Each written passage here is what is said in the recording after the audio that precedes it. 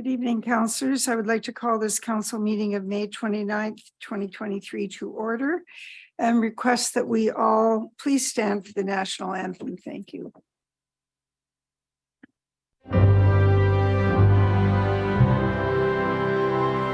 Oh, Canada, our home and native land, true patriot love in all of us command. Car ton bras s'est porté l'épée, il s'est porté la croix. Ton histoire est une épopée des plus brillants exploits. God keep our land glorious and free. Oh, Canada, we stand on guard for thee. Oh, Canada, we stand on guard for thee. Please be seated.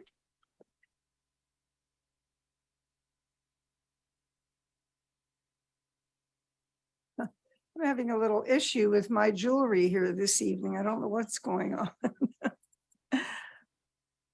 Okay, well, we'll have to leave that. I want to begin by reading a safety notice. In the event of an emergency, please evacuate the council chambers to the nearest exit through the chambers door to my left and obey all instructions given.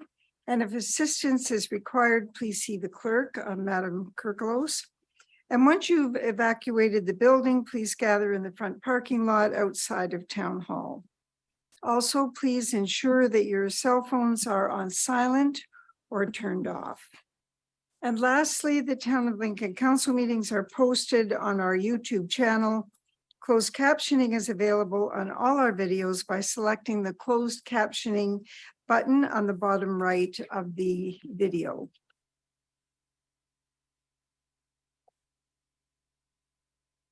Next is the land acknowledgement. Niagara Region is situated on treaty land.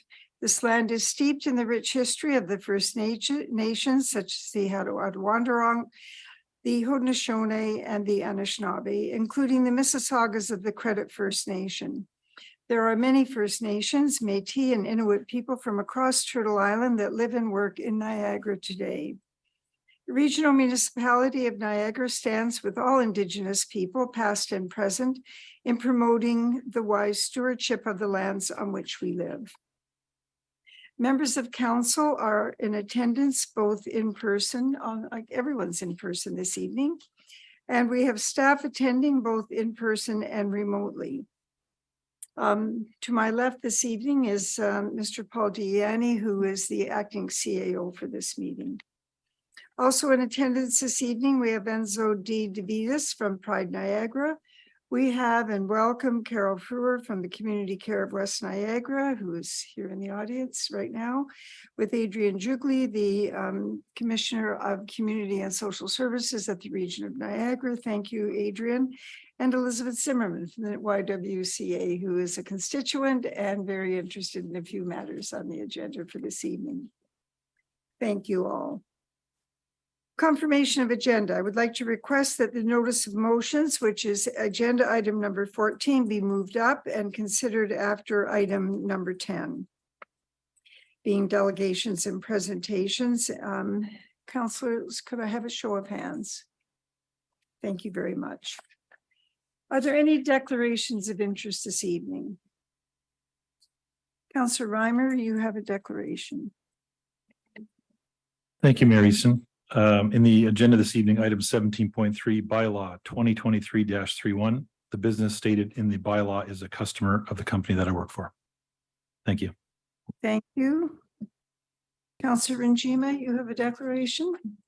Yes, Madam Mayor, thank you. I'm reiterating an interest that I declared at the meeting of the Committee of the Whole meeting of May 23rd.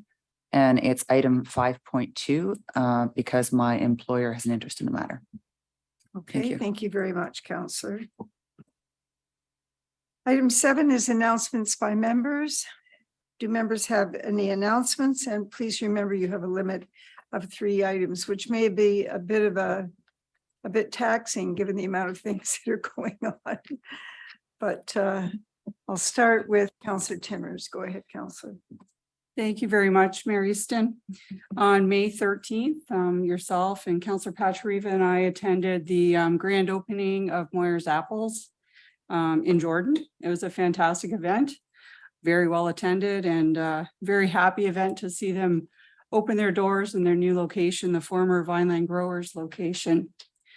Also last week, we celebrated International Economic Development Week. And as part of that, we toured 3 local businesses. And I would like to give a little shout out to Paul Deaney and Cameron Rotz for organizing. And my third announcement would be, I'd like to highlight an event that's happening next week, Wednesday, June 7th at the Fleming Center from 10 till noon. And it is the senior showcase at the Fleming. There will be vendors, organizations, clubs, businesses, and services available for our older adults in our community. So I hope everyone comes out and checks it out. It's always a great event. So thank you, Mayor. Thanks very much, Counselor. Counselor Majima.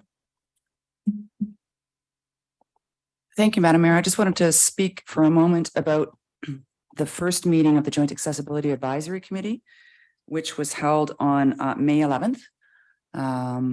We have a new committee and everybody's excited to get going on that, get things moving again. And I wanted to share that Sarah Ann and Jessica Wilson came and spoke to the committee about all the good work that was done while the museum was being built. And how accessibility is a priority for everything in that design, and also how accessibility is an ongoing priority for all of the sorry, what's the word? I'm stunned right now. Can't think. All of the servicing that's going on, all of the services that are being provided through the museum. So we were really very proud to have them there. The usual enthusiasm and excitement for being an inclusive community was really clear, and everybody was really happy to have them there. So I wanted to share that with you. And I also wanted to announce that Councillor Russell and I will be having a ward meeting this Wednesday at the Fleming Center from 6 till 8 p.m. Great. Open agenda. So we come, put your hand up and ask questions, and we'll be there to answer them with a number of staff members as well. That's great. Thank you very much. Counselor Mikulik. Thank you very much, Mayor Easton, through you to everyone. Just wanted to mention that both Councillor Murray and myself are having a town hall open house, working on a slideshow presentation, updating residents of Ward 3, what's happening in and around town. It'll be in person at the fire hall, 6:30 to 8:30. We're excited to see many faces that we haven't seen in a long time, and we welcome feedback from the residents as to what we're doing well and what we can improve upon. So it's Great. for the taxpayers, for the residents. Thank you. Thanks very much, Counselor. And Counselor Brunei. Thank you, Madam Mayor. Just very quickly to just reinforce what Councillor Timmers mentioned with regards to the Economic Development Week. I as well was able to participate there down at Viereck. It was a wonderful tour at Viereck to see what Vineland Research and Innovation is doing in our home community of Lincoln, and all the things and all the measurable differences they're making right across Canada from coast to coast. So it was a wonderful tour, as well as the New Forest Products, Opart Hygiene, and Bookenstein Greenhouses. They were all wonderful, and thanks very much to the Economic Development team, as Councillor Timmers has already alluded. Just very quickly, this Saturday, there is a 20th anniversary of the Mission Thrift Store located on Hillview Drive in Beamsville. I know Councillor Patrieva and I believe will be there, and I believe you as well, Mayor, bringing best wishes from the town of Lincoln. So we just wanted to congratulate the Mission Thrift Shop on 20 years serving this community. Great. Thank you very much, everyone. All right, there being no other speakers, we'll move on to proclamations, and I'm going to have to delay this. Madam Clerk, I don't see Mr. Enzo, no, he, the representative from Pride Niagara, he might be running a little bit late. Okay, well, when he comes, we'll accommodate him. Okay. All right, just give me a moment. Item number 9 is recognition and achievements, and there is nothing to bring to your attention this evening. We have 3 delegations this evening pertaining to our notice of motion regarding a state of emergency on mental health, addiction, and housing affordability. And we'll hear from the delegations first. As well, Madam Clerk, there was correspondence that was received today from the Village of Hope. And so I want to remember to make note of that at first. So I'm going to start, Adrian, with you, please, as the Commissioner of Community and Social Services at the region.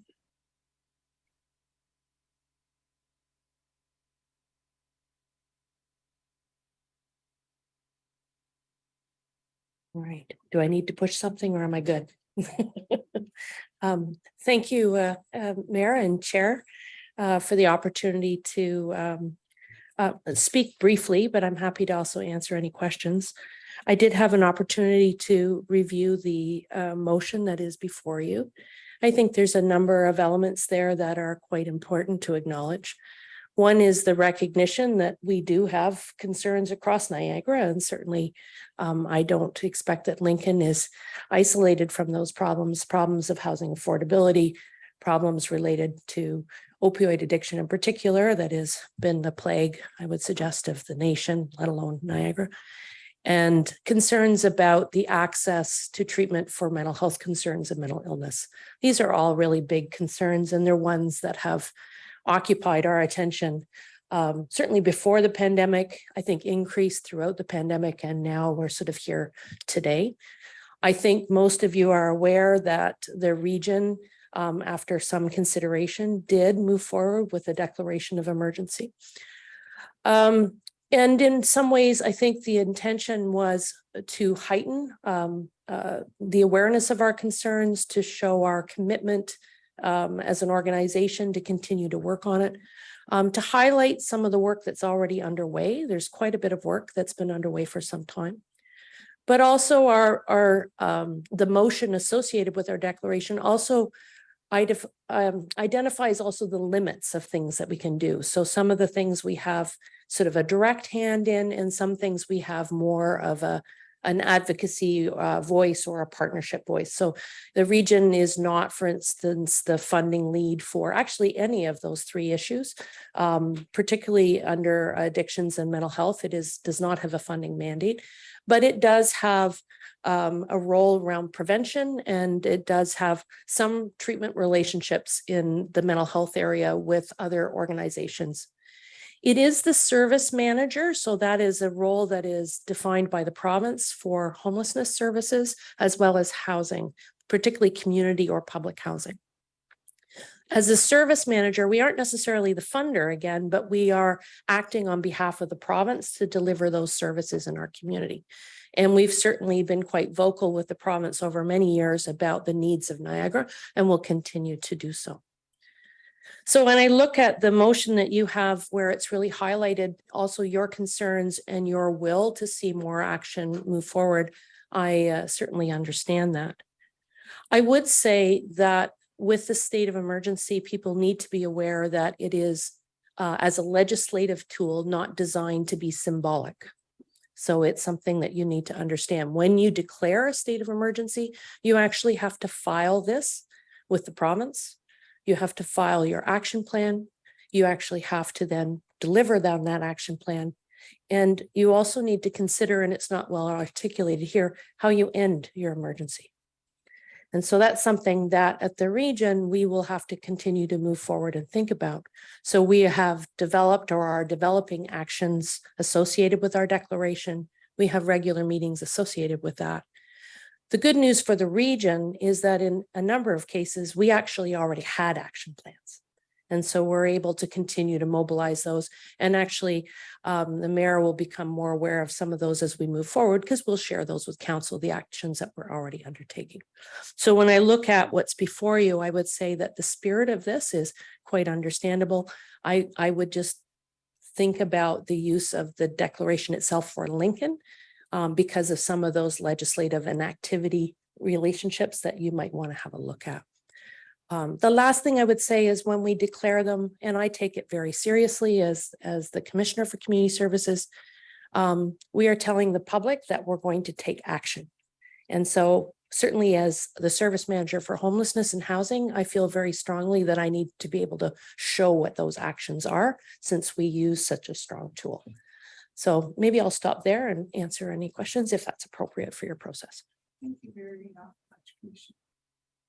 Councilor Renee. Thank you, Madam. Thank you, Madam Mayor. Thank you, Commissioner, for being here this evening. And I really appreciate those words that you just told us. Quite honestly, we all take this very serious. Very serious. We have been, working with a housing and a homelessness task force for the last 5 years. We had a task force, and then we morphed into something else, and now we're continuing to work on solutions and advocacy, meeting with all the groups that can bring information to the table. So we take this very seriously, but it's something that I've struggled with, and I really appreciate those words, because it's something that I've been asking our CAO, is that if tonight we declare a state of emergency, what is our action plan starting tomorrow morning? And what direction is this council giving to our staff? We have council priorities. We always have council priorities as we enter a new term. We bring someone on to help us with a strategic plan to guide us through those council priorities. And is there something, that needs to come off those priorities for our staff to take on something of this magnitude? So I really appreciate someone from your position who is now taking that responsibility of declaring a state of emergency at the regional level very seriously, taking the time to come to us as a lower tier municipality and share that information. So I guess through you, Madam Mayor, I just ask one question is, and I don't want to put words in your mouth, so I'm asking you the question. Do you feel as a lower tier municipality coming to the region that this is an appropriate tool to use declaring a state of emergency? So through you, Madam Chair, without seeing how you would address the emergency or end it at the local level, I'm not sure that it would be the most appropriate tool for you. I think it's quite telling that two of my colleagues from the community are here, and we're both, we work together all the time. So you have a community of providers and organizations that are working together, particularly in the area of homelessness and housing. And I think that I would be interested to know, if you use this tool, how it would change what you're doing currently. And if it is not intended to change your actions, then I might not use that. I might rather support the work that's happening at the region and continue to have interest in it. Perhaps at another time, ask me to come back and share with you some of the things that we're doing, so that you have confidence that it's being continuing to be sort of top of mind. But to declare it at the local level without actually having a local plan and a local consideration of how you would end it, I'm concerned about the use of that particular tool. It's a legislative tool as opposed to an expression of concern, which I think sometimes people confuse the two. I remember one of the municipalities that started this actually declared it a crisis because they wanted to show how concerned they were without actually using the legal name that ties you legislatively. Yeah, it's interesting. Through you, Madam Mayor, I appreciate those comments. I've taken this very seriously. I've done a lot of research, and it's interesting. You look up there, 1970, town of Lincoln. The War Measures Act has only been invoked once in all of Canada. It's back in 1970, Pierre Trudeau. when FLQ and the terrorists came into Quebec. So it's very interesting, and I appreciate, and certainly all these people that are in the audience. We have been collaborating with them for a number of years. We've had Elizabeth here recently, and we've advocated to federal and provincial governments to get more funding. And we've had, Village of Hope and Community Care here, and we've had recently Kim Rossi from Pastones, where we've got a walk-in clinic. So we take this very, very seriously. Thank you, Commissioner. Thank you, Madam Mayor. Very much, Councillor. Thank you very much, Mayor Easton, through you to Commissioner Jugley. Thank you very much for being here tonight.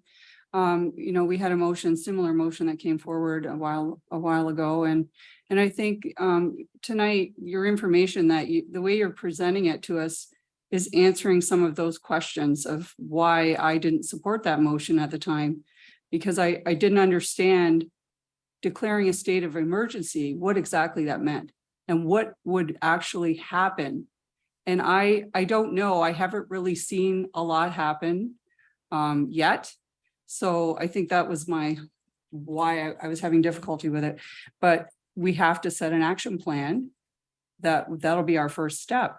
And as someone who's on the Housing Select Committee, I know that's something that we are definitely going to be, discussing very, very soon and seriously. What are the steps?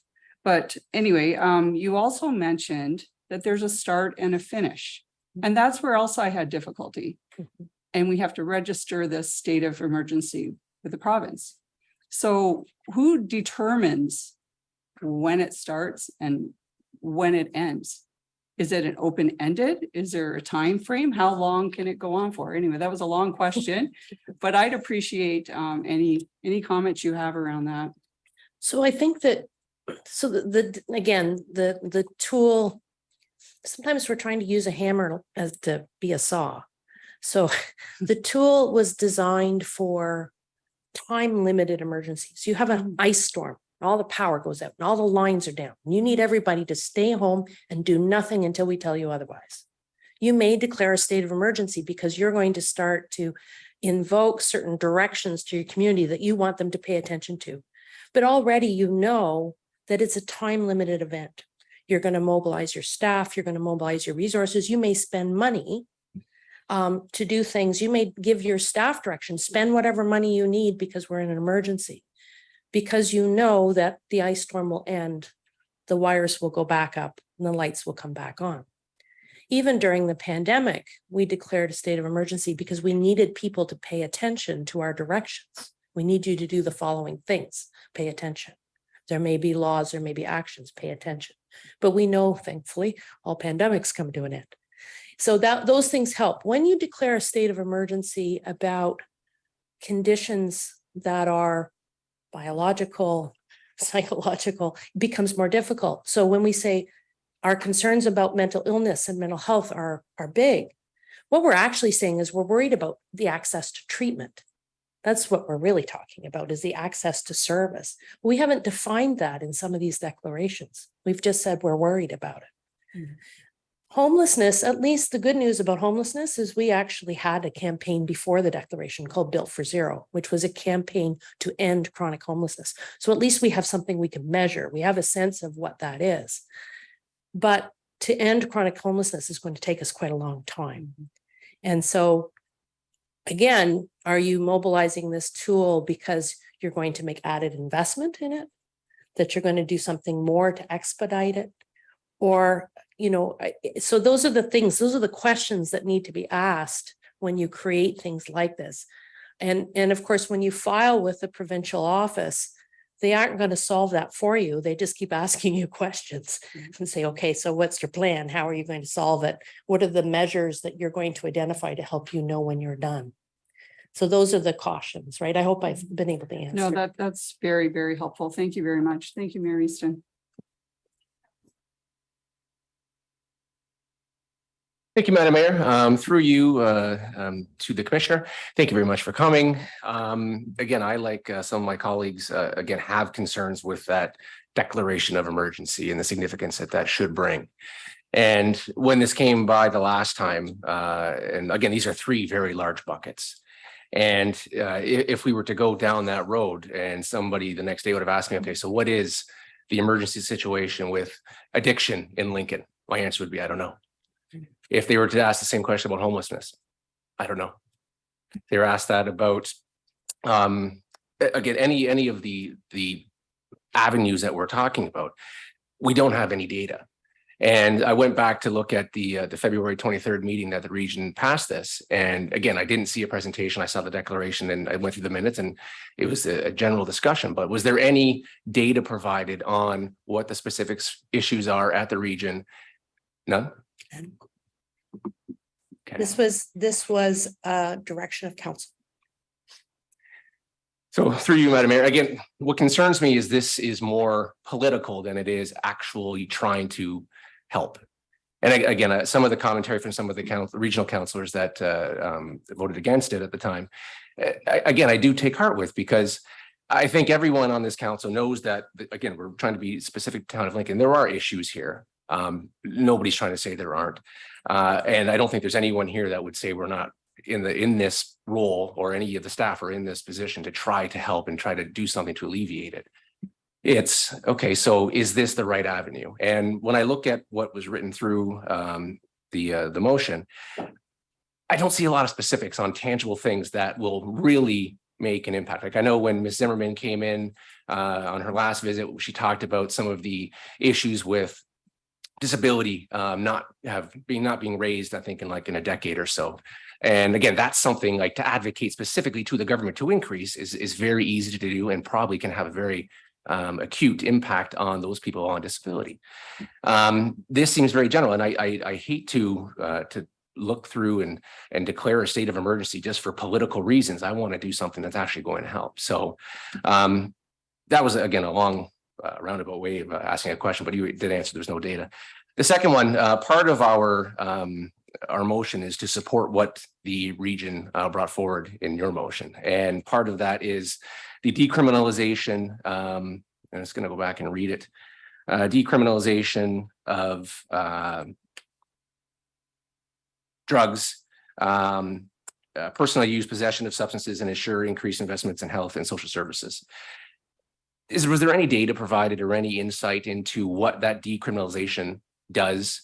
Does it actually create more of an environment to rehabilitate people? Councillor, you're referring to the regional motion. That's not the motion that's on the table here. And although I appreciate the clarification that you might seek, tonight we are looking at this motion. Through you, Madam Mayor, we are being asked to support the regional motion and therefore agree with what's in that. And again, I'm just trying to find out if there's any more insight into where that information came from. And if we can go back and look at a resource to find out where those conclusions came from of how that helps. All right, I'll allow you to proceed. Go ahead. So I wanted to pull the actual motion because I think that it doesn't necessarily say, and I have to find it, that it supports decriminalization. I think it asks the Number 2, federal government to look at it. But I could be wrong. Where is it? I would add that some of those that motion was Right. at one Yeah. point was divided up as well. So I don't know, don't believe that Addressing instructions it was all as it was Advocacy first presented. Yeah, could be. I'm trying to look at where it was. Yeah. Like I have it, I can read it if you like. Yeah, no, and I accept that if that's what they said, that's what they said. So, I mean, again, this was a motion that was created by council. I would say that there is some research underway around decriminalization, particularly in Europe. They are generally implemented in tandem with investments in treatment, with the idea that you decriminalize so that you reduce stigma to then make sure treatment is available. You do it in tandem. You'll notice that the chiefs of police of Canada have made similar recommendations with the same correlated recommendation that they say if you're going to decriminalize one, you increase treatment because the aim is to get people into treatment. Thank you. And I appreciate that. And that's like that's the kind of information I'm trying to, if we are going to also be supporting that, again, we need to have the foundation behind that to defend it to our residents. If we are saying as a council, we want to advocate to the federal government to decriminalize possession and personal use, like that's a big statement. And I think that's also outside of the norm of what a municipal council does. But the ramifications, if we don't necessarily have that full facilitation, can be extreme. And again, it's all over the news. You can look at California, you look at the West Coast, you can look at Vancouver, right? There are issues related to this as well that I think if we are going to be going down that road, we have to make sure that we are aware of. So again, I appreciate your thoughts. And again, it's just, there's a lot in there that I think that everybody wants to try to be specific and try to help. And it's such a big, huge, ginormous task that looking at Lincoln-centric issues, I don't know if this is necessarily the best path. So thank you for that. Next, we have Councillor Njima. Thank you, Madam Mayor. And thank you for presenting tonight to us. It sounds like part of what we're going to be discussing is whether to support the motion to begin with, but I have a question for you about the motion at the region. So what I see, what stands out for me in this, again, there's three huge issues and they're all sort of intermingled. But I'm aware that mental health help isn't really available for adults. We had Pathstone Mental Health here on April 17th, and they have a great mandate to treat children when they're young, so that, and to prevent issues when they're older, and to help children up to the age of 18. But once you're above 18, I think it's very difficult to get mental health assistance. And I think you're going to tell me that there may be things that I'm not aware of. Okay, I think if you have coverage through work, I think that you can speak to a therapist. What other options are there for people? Because I've heard this many times in the community that they don't have anybody to speak to. Yeah, so I'm glad that you identified that, there are three big issues. Mhm. And mental health and mental illness is a massive issue. And it's actually not a single condition. It's a range of conditions, everything from people who are quite mentally well through to people who are stressed, and on through people that have serious mental illnesses like schizophrenia and bipolar disorder. Mhm. And so sometimes when we talk about what's accessible for people, we think of that continuum and then we move it down to one service. So the services available for adults in Niagara are provided by a number of organizations, including the West Niagara Mental Health Team. So you actually have your own mental health team that is available in Niagara, in the west side of Niagara. I think they're housed actually at the hospital in West Lincoln Memorial Hospital. So they have a site there. They also do home-based visits. Niagara Region has a mobile mental health program that is for people with serious mental illness, and they go everywhere, including in the west side of Niagara. ACT teams access are for all residents of Niagara. We have early intervention programs for people that are first developing psychosis or schizophrenia. Those are available for all residents of Niagara, and that starts at 16 and up. There are programs for people that have serious mood disorders. So there's a number of things. Counseling services for people that are having bumps in their life. This is actually one of the holes where people find the most difficulty. Families under stress, maybe there's a marital breakdown, maybe your child's making you nuts. I have two, so I can attest to that. So, maybe it's those kind of things and you want to talk to somebody. That's actually one of the holes in the system. Because if you don't have it through work, the mental health services in Niagara for adults are largely designed to support people that have a diagnosis. And so I think that that is an area that we could certainly see more investment. Now, those services are quite busy. There are sometimes wait lists for them. And you would have to certainly, get a referral or refer yourself, depending on the nature of your condition, to see what that waiting period might be. It could be a matter of a few weeks. It could be a matter of months. And I think that one of the things that has become a concern particularly post-pandemic, is sort of this elevated sense of stress and crisis for people, and people reaching out to mental health services and being told that they have to wait. But the pressures that Pathstone has described to you are the pressures that the adult system experiences as well.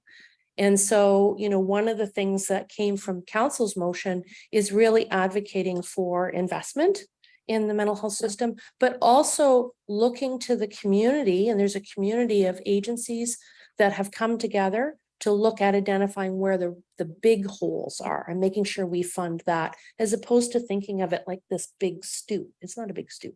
There's a whole continuum of service, and we want to make sure we focus on the right thing. Sometimes there's a temptation to fund crisis services, but it's like funding an emergency room and no treatment. And so we want to make sure that you look to where the gaps are in that system. And so back to the comments earlier, where are the gaps? What needs the investment? So in mental health care for adults, there is a group through the local Ontario Health Team that has done some gap analysis. And I would suggest that that's where we want to focus, is where they've identified those gaps. And I know that even my colleagues are familiar with some of the work that's been going on. But there are services for the West Niagara area. I know I used to manage mental health programs, so I know what's out here. Oh, thank you. So I think what I was getting at is what you identified earlier on is somebody who maybe doesn't have a diagnosis, but wants somebody to talk to. Yeah. So if that's out there, that's great. But I think I'm hearing that you're saying that may be one of the gaps. Could be, yeah. So one of the things in the gap analysis that's come is actually what they call sort of moderate mental health condition care. So getting in a little bit earlier where people's problems are a bit more modest. And that is a gap that has been identified. Historically, it hasn't been highly funded by our healthcare system. We unfortunately wait until people are kind of a mess, which is not a great plan, right? So I think that is an area for greater investment through our healthcare system. And that's certainly this Ontario Health Team group has been recommending that as well. Okay, thanks. I have other questions, but I'll wait because I know we have two other presenters and other people that want to ask questions. Thank you, Madam Chair. Thank you very much, Councillor. We turn now to Councillor Mikulik. Thank you very much through you to the commissioner. Thank you for coming and your information and region's perspective on this. I'm just curious, like these are three serious, significant areas of concern that are in this motion. Was there any consideration with the region to break it down and compartmentalize these issues? I'm looking at this and I'm saying to myself, like, it seems like since the beginning of time, we would have had all of these challenges. And listening to you this evening, are we ever going to eradicate or see an end to this state of emergency that we're proposing to declare? Yeah. So through the Madam Chair, actually it ended up resulting in 3 distinct states of emergency. So when it was actually filed with the PEOC, it's 3, because the recognition is that they are 3 distinct concerns. I think at the beginning and some of the advocacy that was out there, it was actually coming from the homelessness realm, and it was looking at street homelessness, which tends to have this complicated mix of homelessness plus these other conditions.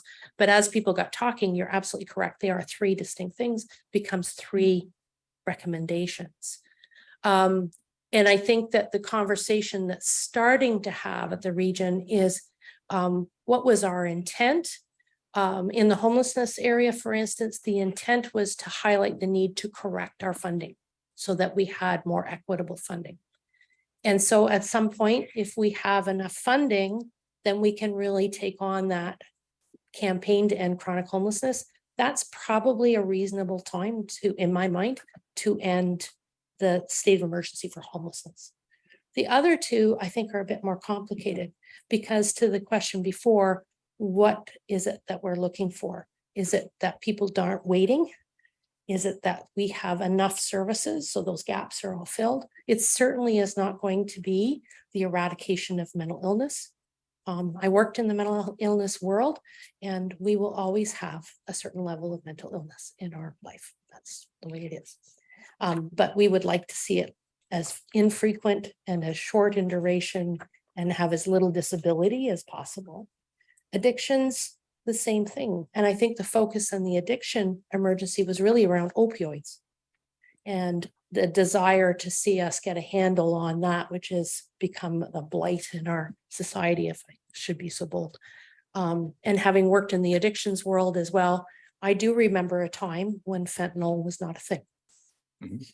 And we had other substances, but I can tell you, we never had anything like fentanyl. So I would love to see that gone. But do you wait until it's gone before you say that emergency is over? I don't know. Thank you very much. And one more question, if I may. Prior to a declaration of emergency or this coming before any council as far as a declaration of emergency, would it not have made sense? And I'm not an expert on this, but is there a possibility similar to the United States, how they have like a yellow, green, red levels of concern? Like, is there a scale? Do we have a scale in terms of, are we considered a safe, a green zone? Is there a, maybe downtown, I don't want to name any cities. Vancouver seems to be a hot Yes. spot. Is that considered a red zone? Like, is there So, any consideration as far I as? think I know where you're going, and I think it goes back to the data piece. We don't have for these conditions, we don't have a way of sort of declaring zones. And so, I think that was part of the frustration people were having. How do you say we feel like we're in a crisis? I've heard from different communities saying, well, I don't think I'm like in East Vancouver. I hear those kind of references. But you may have hidden homelessness, for instance, that doesn't look like East Vancouver. It doesn't mean you don't have homelessness. So I think it's difficult. You do have some things. So housing affordability, I know that's important to this community. You look at things like core housing need. What's the percentage of your community that is in core housing or deep core housing need? And you can decide as a community, this is where you want to make an investment and set a goal. If you want to color code it, you can. We think we're in the yellow. We don't want to get in the red. We want to get in the green. This is our goal. But I think you would have to define it. I would suggest you look at also some provincial benchmarks as a way of saying, where are you as a community relative to those things? Okay, perfect. Thank you. Thank you very much, Councillor. Councillor Pachurida. Thanks, Your Worship. I had the thing up and eScribe shut down, but thank you for Commissioner for coming. So we were the municipality last time that when we were talking about this, changed it to crisis. And along with the Councillor Timmers who seconded this, I moved this motion and brought it forward because the region had declared the state of emergency and then got the increase in mental health funding that was announced at Chair Bradley's luncheon. And you know what, this time around, looking at what we can do here. So we had Elizabeth in talking about homelessness. How can we support the why? Councillor Russell asked, we need to advocate. This is an advocacy tool in my estimation. 2 weeks ago, there was someone living in a tent in the woods on Lincoln Avenue. So it's here. So we need to do something for our town. And, I want to ask the CAO, like, if we need a timeline to do this, then yeah, let's develop a timeline. The start would be after we pass the motion. And I think the finish is when we tangibly attack some of these items with homelessness, whether it's a purpose-built facility here, whether it's, developing dollars to go towards reducing homelessness or the affordability, which is the word they use now here. And we heard from Kim Rossi from Pastone about mental health. So we contribute $10,000 to the local drop-in center. So what the motion is, do we need to do more? So through you, wondering your thoughts and then to our CAO about this, I wanted it focused on Lincoln because it was too broad last time. So hoping we've attained that in some way, shape or form. Yeah. Councillor. I'm going to have the commissioner answer the question. When the motion's on the table, we'll Okay. ask the CAO. Excellent. Go ahead, Commissioner. So thank you through the chair. Couple things. One, I would provide one caution. The funding correction had nothing to do with the state of emergency. The funding correction was actually already underway because the Auditor General told them to change the funding formula. So it actually benefited the entire province. Okay. And Niagara just happened to have been woefully underfunded for a long time. And many of us were marching back and forth advocating, and I always appreciate the support when we do that. And so we got actually mentioned in the Auditor General's report as showing them how wrong it was. Okay. So that's where it came from. The timing, I would say, however, last AMO, every mayor of every sized municipality going went to the premier and said, we have a problem. So I think that the voice of political leadership is absolutely invaluable. So please know that I'm not saying to stop advocating, because I think he heard loud and clear that there's a problem. And I think on the homelessness side, I think that voice is going to continue, because there were a number of municipalities actually that did not get much funding correction at all. I know I got the phone calls. How'd you get the money? Yeah. In terms of something specific for the town, I think that's something that you can create, whether or not you have a declaration of emergency. I'll leave that to the will of your council. I would just say that you can do that however you declare it.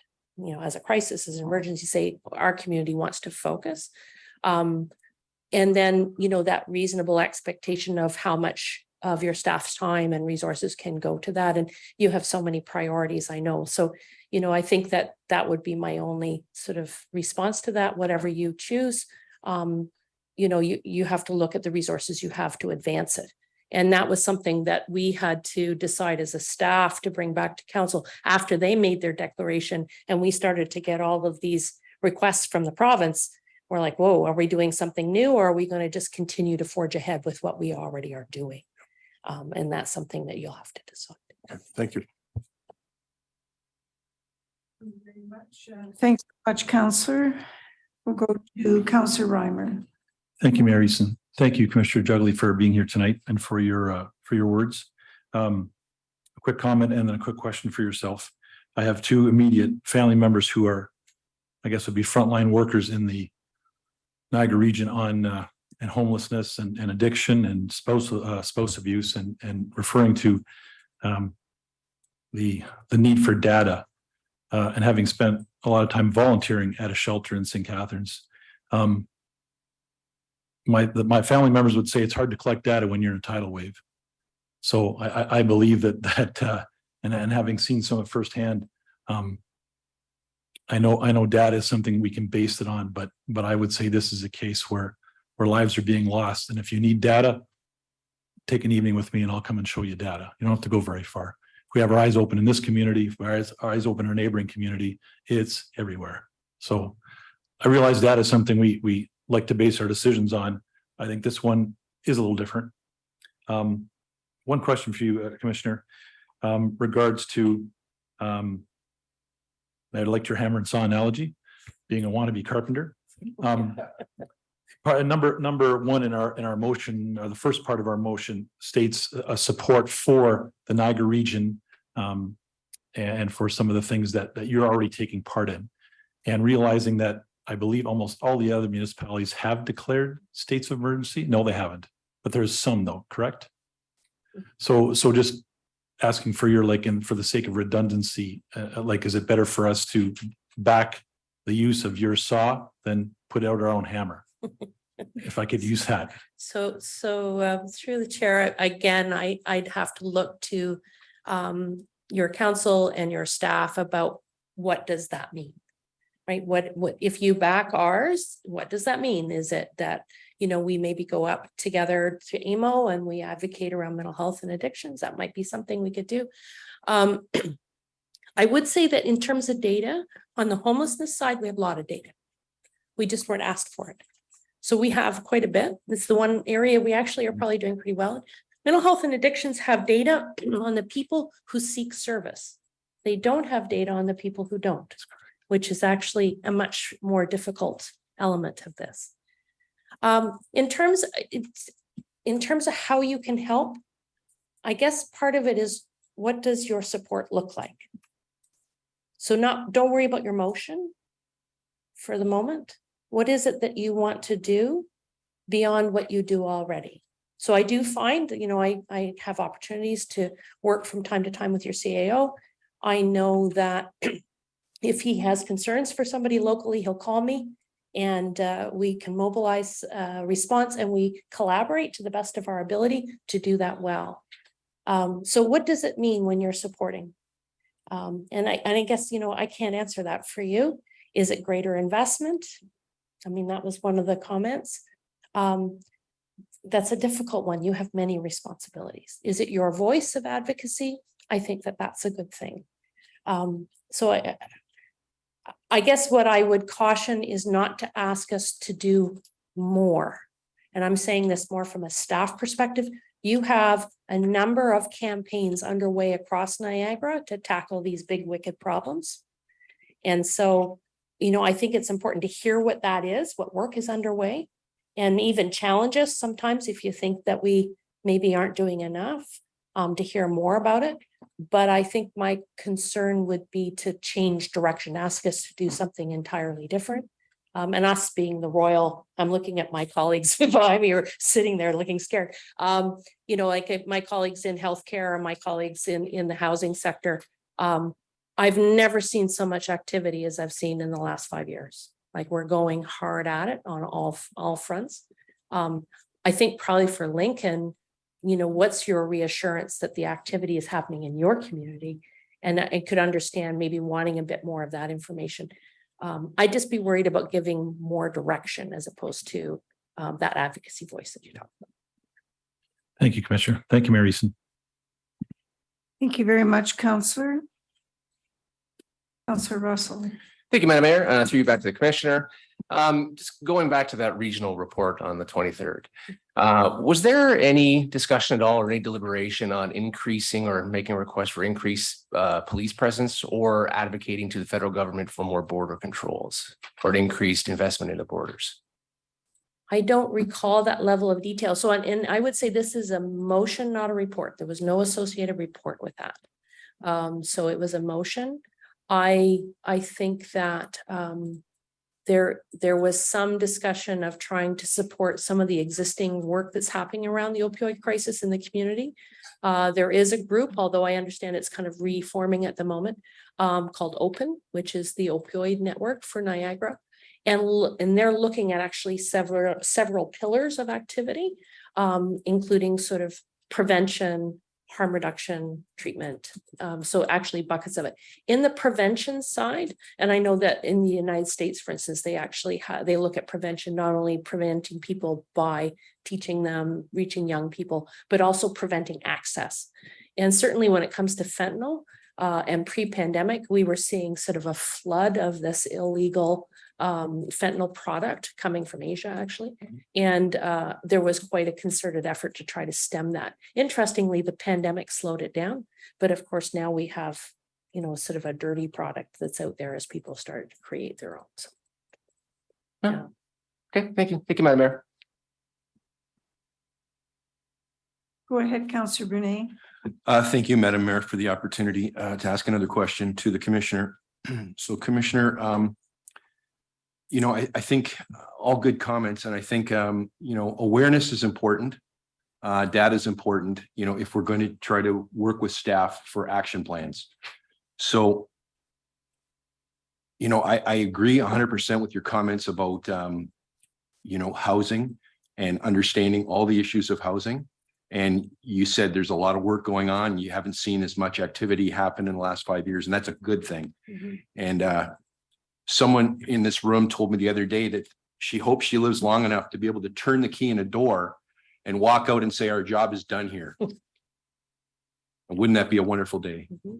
And so through you, Madam Mayor, to the Commissioner, I'm trying to understand, because I don't have the awareness, as Councillor Russell alluded to. I've lived in this community my entire life. one thinks that he has a handle on what's going on, but you really don't. We hear that there's couch surfers, someone looking for a place to sleep every night of the year, and where they're going to get their next meal. I spent 12 days in the hospital in St. Catharines and I saw it firsthand. But opioids, are you in a position to talk to us about what you see with regards to opioids in Lincoln? No, so first of all, I wouldn't consider myself an opioid expert. I'm out of the business. I mean, I can certainly, I have a close relationship with public health where I hear a lot of things, but I'm really not your expert. And I think that the other challenge for Lincoln is that sometimes people with certain kinds of struggles, if they don't have ready access to the supports they need, they go down the highway. And so one of the things we've started to try to track even in the homelessness system is asking people, what's your home community? Because just because somebody seeks service in St. Catharines doesn't mean they're not from Lincoln. So I don't have the data for you. We do have hotspots in Niagara where we can see hotspots in overdoses and overdose deaths. I'm not familiar with any in Lincoln. That doesn't mean you don't have it though. And how people seek service and seek support, where they go to use. Lots of patterns happen, particularly in communities like yours that have, a mixture of rural and sort of small urban. And so people will use service in a different way than maybe St. Catharines, for instance. So I probably would be hesitant, even if I had the numbers, to really rely on them. And I appreciate that response, and I didn't really expect you to have a comment on opioids, but I wanted to put it out there because I'm just shocked, when I wake up one day and I hear a mayor in one of our municipalities right here in Niagara, talking about the problems they're experiencing where, syringes are in parks and buildings are being burnt down. And we see the encampments. I don't know what emergency declaration does in Lincoln. It doesn't mean that we don't want to embrace and support and advocate for all of these buckets that are on those motions. I don't have the data. And I'm just really trying to appreciate what we're doing and what we're asking our staff to do. But I do appreciate your words tonight. I think they're they're words of wisdom. Thank you, Madam Mayor. Thank you very much, Councillor. Thank you very much, Commissioner. I would like to call on the next delegation from Community Care, Carol Frewer. Carol is the Executive Director and she's been before Council on a number of occasions.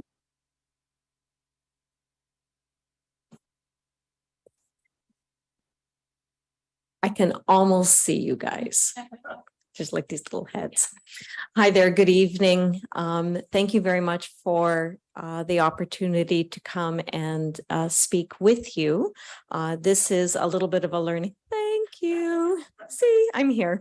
It's a little bit of a learning curve for me as well. I do have a strong attachment to, as Adrienne was saying, the spirit of the emergency declaration.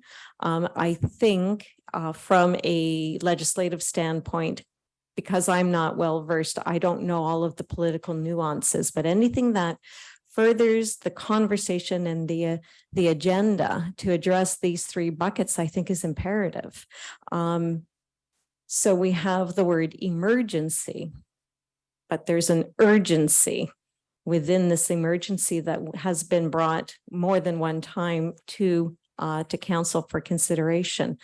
When I read the entire motion, I felt that there were some real tangible pieces that could be done and could form maybe the basis of a small, what do you call it, work plan that if had to be filed, would be filed.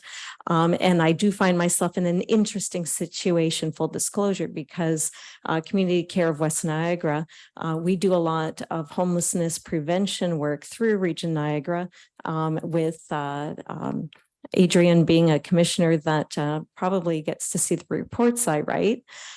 So I find that I'm trying to find a balance between keeping this moving forwards and understanding that we don't want to file something simply for the spirit of, but also if we were to file a declaration, to have a few tangible items that we could walk away with. I do believe that it can be a method of awakening and jarring a different part of the population that might not be as aware of some of the crises, some of the issues that we're having in what we call the 3 buckets right now.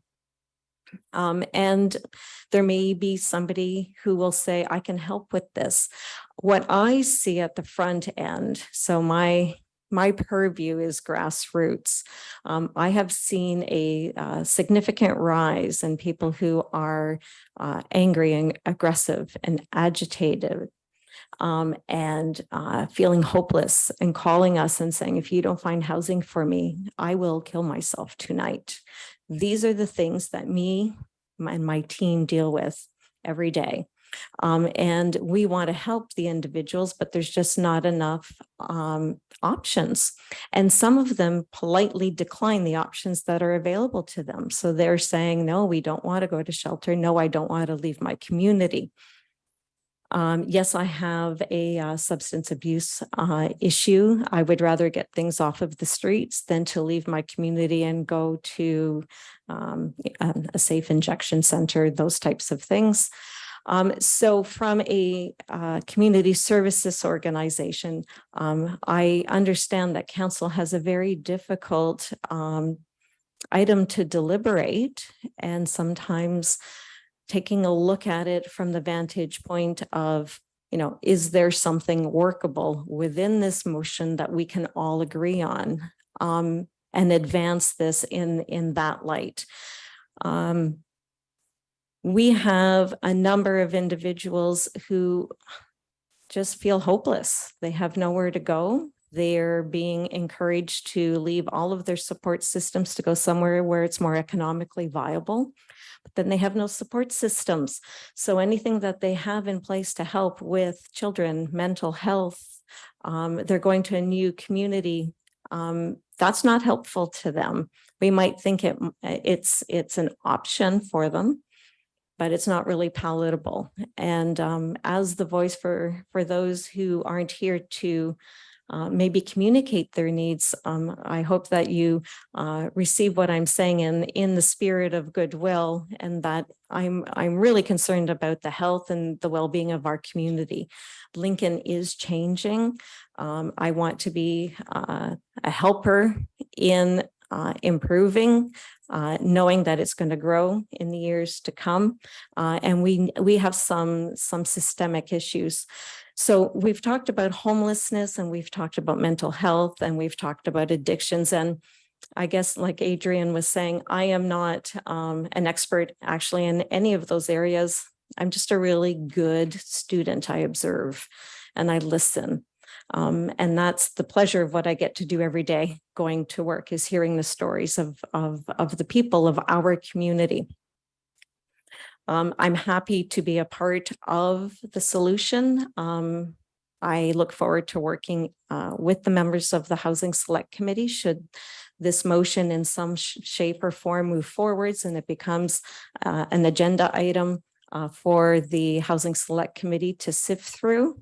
I am a willing partner and would be happy to bring resources to that. Thank you. Thank you very much, Carol. Are there any questions of the delegatee?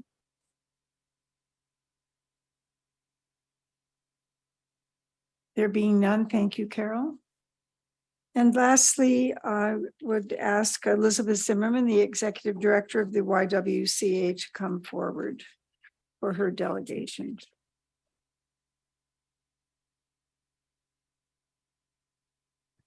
Thank you, Mayor, Council. It's nice to be here. It's always great to come and see, to speak to the town of Lincoln as my home community.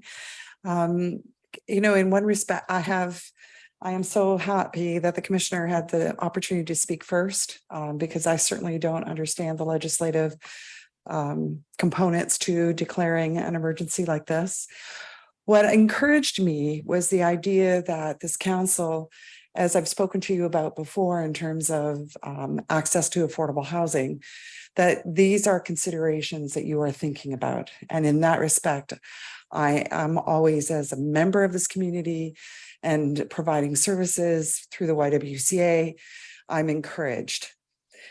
In terms of what comes out of making this kind of declaration, I'm really not sure. What I do know, though, is that the work that we do with the homelessness team and the region, there has been tremendous work that's been happening. I'm really proud of the work that we as a homelessness system are doing. Are we solving the problem? I would say to you, we're minimizing the problem. That if the work that had not been done through Built for Zero, through some of the other efforts, the Home for Good program that we are part of, that we run out of our new building on Oakdale, the homelessness situation, I think, would be much worse, particularly around chronic homelessness. So I would say to you, and around mental health services, when I worked in this community at Community Care, I worked with West Niagara's mental health services, and it was a wonderful program. And we were able to do some really tremendous work together to support vulnerable individuals. So I think that in light of all of the things that the commissioner has said, that Carol has said, I would encourage you to think about how this work can be supported through the council, through the work of the town of Lincoln, that, looking at what kinds of, one of the things that struck me in the declaration was the looking at a community hub of well-being.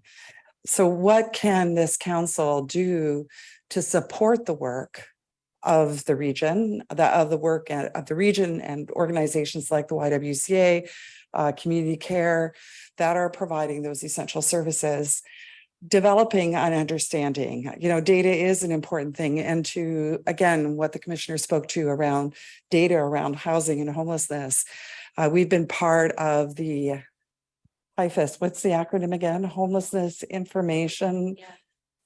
It's family system. So we are part as a service provider, part of all service providers funded by the region for homelessness services are part of this database.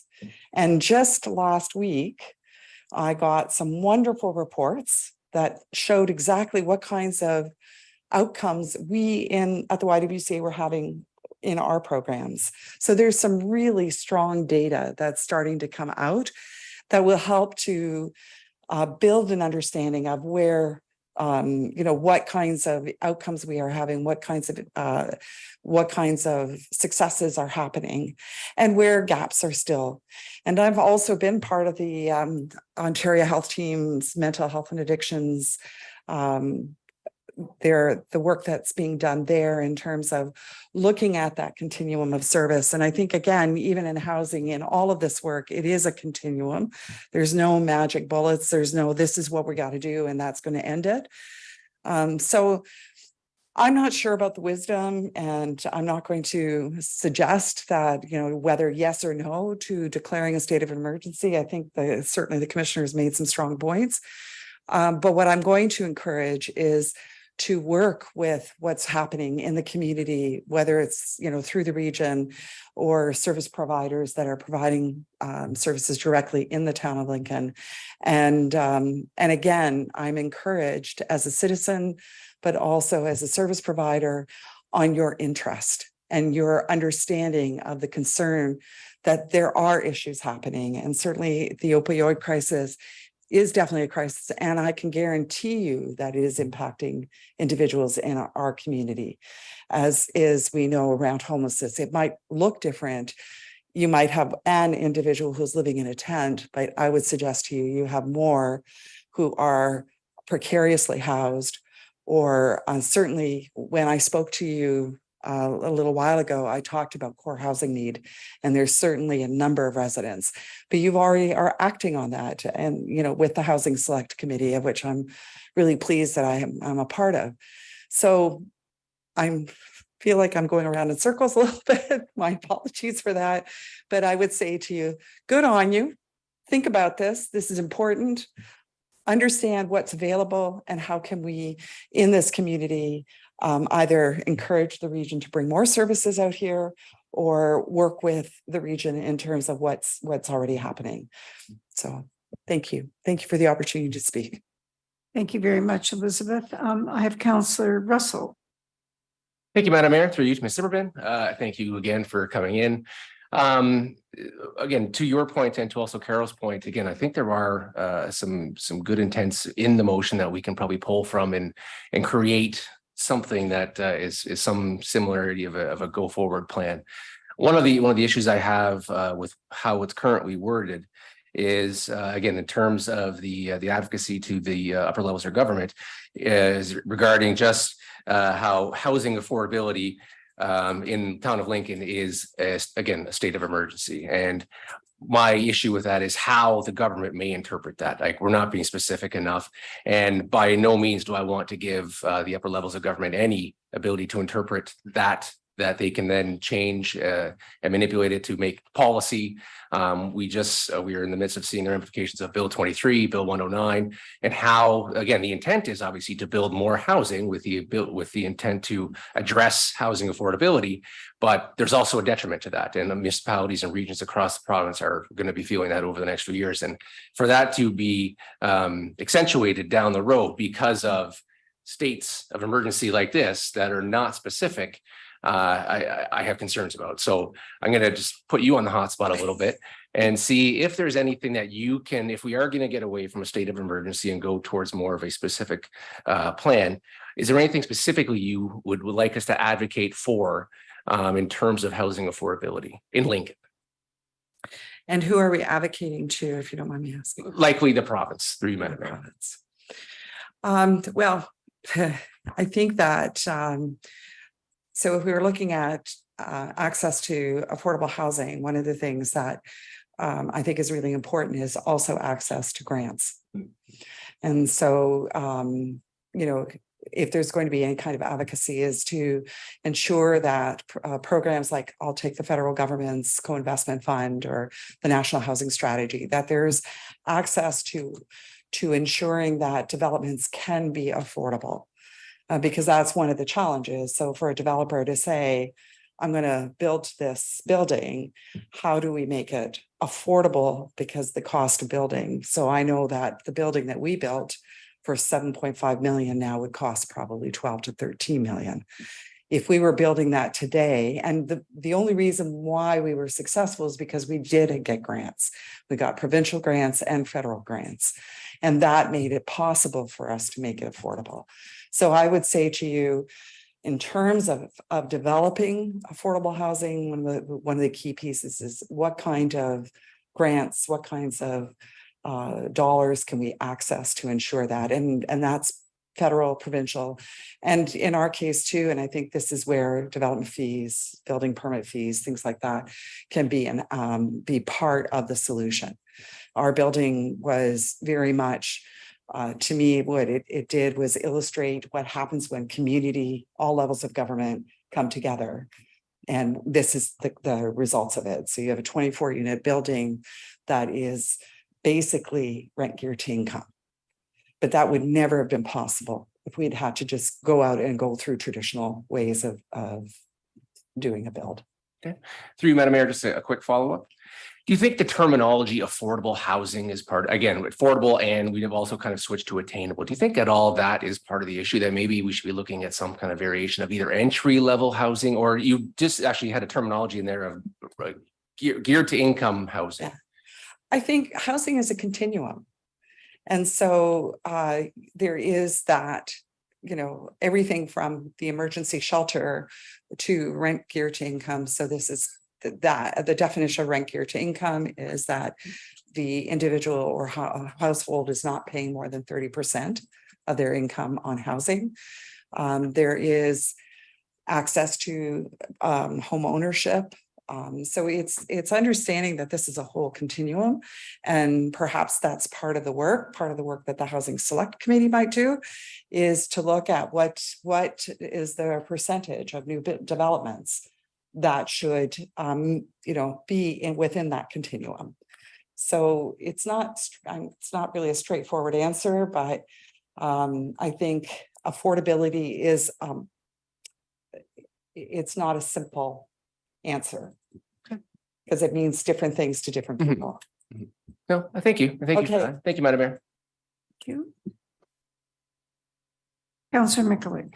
Thank you very much, Mary Easton. Through you to Ms. Zimmerman, thank you for coming, and it's been a pleasure working with you on that housing, affordable housing committee the past couple of years. Just a question. We hear about people living in tents, living on the streets, this sort of thing. How often does it occur where we as a region or we as a municipality are unable to find shelter or source shelter for those that are asking or looking? So I'm going to look to the commissioner for this because this would be probably more, she would have better knowledge around that. I mean, certainly from a homelessness system perspective, we work very closely as a service provider, but I will let. Yeah, so I think that it's safe to say that in the dead of summer, it's often very difficult to find shelter for people that are living in encampments. So our shelter system right now is operating at probably about 98% occupancy. And then what happens is that if a bed is available, it doesn't necessarily match what that person needs that might be in a tent. So let's say that Elizabeth has a room or a space for a woman, but I have a gentleman in a tent. So the fact that the system is at 98 doesn't necessarily mean that I always have a spot for that last 2%. I would say that we do manage people who are quite frail elderly or people with children differently. We do some overflow moteling of that population. But otherwise, with people that are living in tents, there are times when there is no space. Now, outreach goes almost every day, 7 days a week. We have outreach that goes to encampments and encourages people to come into shelter and offers shelter as soon as a spot is available. And I know you know this because we do it to you all the time. And so I would say that there are lots of times that we do offer shelter to people. But there are also lots of times when there might not be one available. So I know that's a convoluted answer, but it's Well, convoluted. I'm just trying to understand the severity of the situation, and then just a clarification, is it seasonal? Is it? So shelters, we have shelters. We have shelters that operate year round, probably around 200 units, I think, of shelter that operate year round. We have seasonal shelters, or we did. I'm happy to say that we are working to move out of the seasonal shelter business and to have an increase in actual year-round shelter space. So that's coming, and the mayor will probably be happy to hear more about that shortly. But the one of the things that can happen, even when you do have capacity, there is a portion of the homeless population that may decide that for them, it's better to be outside than in a shelter. And there's lots of reasons for that. Sometimes they've had poor experiences. Sometimes they want to be alone. There are people that we find in encampments that want to be by themselves. And so the summer in this country is nice to do that. So it isn't always for lack of space. And sometimes it's because they have a pet or they have other things that limit their access. So we do find that some people do go outside regardless of shelter capacity. But at the same time, when our shelter capacity is near 100%, I know we don't have enough. Okay, perfect. Thank you. Thank you very much, Councillor. And Councillor Ranjima, you're next. And there aren't any other names. And so I'm going to close questions at the end of your questioning. Go ahead, please.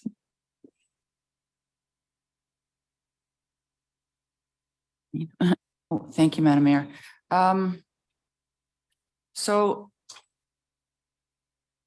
it sounds, the conversation sounds to me a lot like when we first started talking about housing years ago. We would start talking, what can we do? What can we do? I don't know. What can we do? Let's start talking to other people. What is the problem? What are the problems? Who's doing what? How can we, but the important thing is we want to know what we can do. And we often hear the answer, well, it's not really, some of the bigger issues aren't really your problem. No, that's true. That's something that we've learned, or not a problem, but not in our purview. That's something that we've learned. Okay, let's move on to the next step. What can we do? But the important thing, I think, is that we keep asking what we can do. With the motion that's here tonight, it sounds like there's some discomfort with the motion because for one, there's a lot in it.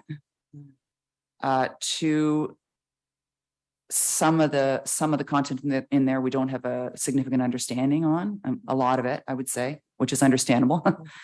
There's some discomfort with some of the content, like the proposal to just decriminalize some drugs. But it sounds like what everybody really wants is an action plan. Everybody wants to know what we can do. And that's what we said at the beginning when we started looking at housing, what can we do? And I think that there's been a lot of work and the commitment to keep talking about it and recognize that although some of it's not specifically in our purview as a lower tier municipality, we still want to know what we can do and how we can help and how we can support. So I know that the CAO, I think, was going to talk earlier on.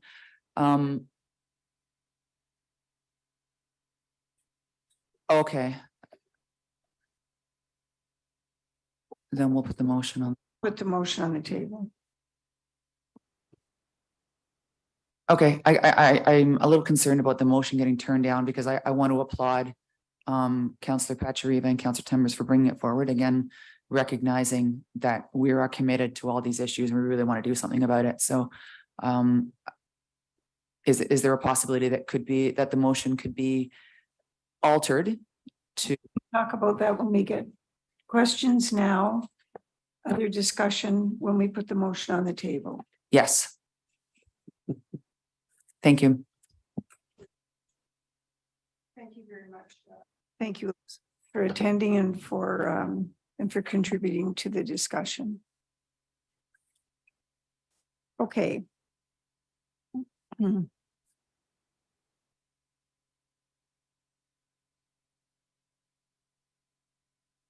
At this time, I also want to make note that there was written correspondence for consideration received from Cheryl Keddy-Scott, the CEO of Village of Hope, Niagara, dated May 29th, 2023. Madam Clerk, do you have a copy of that document with you? It's on the agenda that's listed on the R&R website, Madam Mayor. Okay. Just give me a moment, please. I can certainly see if I can just look that. Just give me one moment.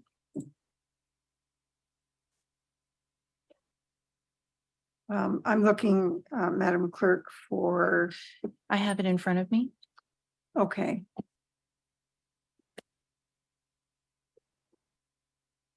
You're going to read it out? No. Thank you very much. What I'd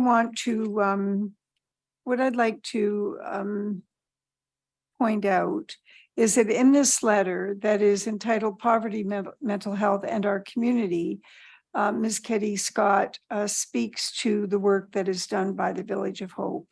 And more specifically, she speaks to their stories and the anguish, as a number of you have done tonight.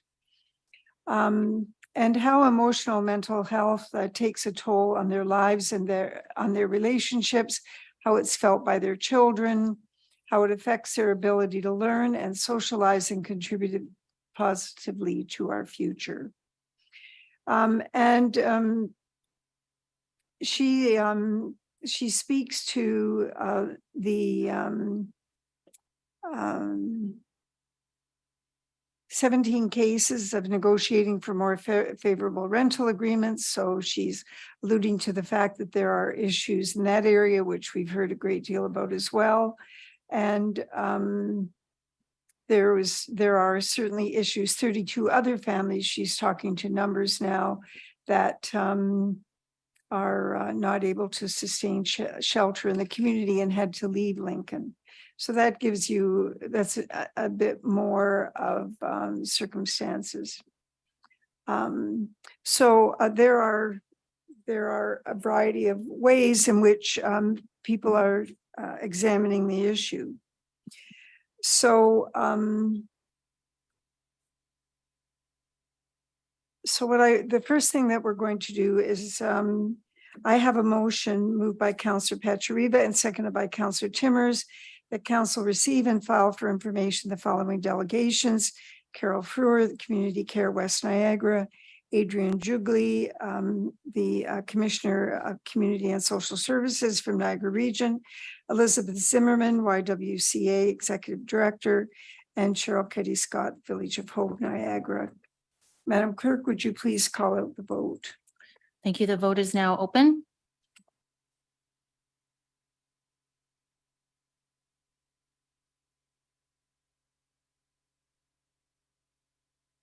And I will close the vote. That carries, Madam Mayor. Okay, so now item number 11 is notice of motion, and we have two notices of motion. So the first one is the declaration of emergency on mental health addiction and housing affordability. It was first introduced at our May 8th council meeting and now tonight for consideration.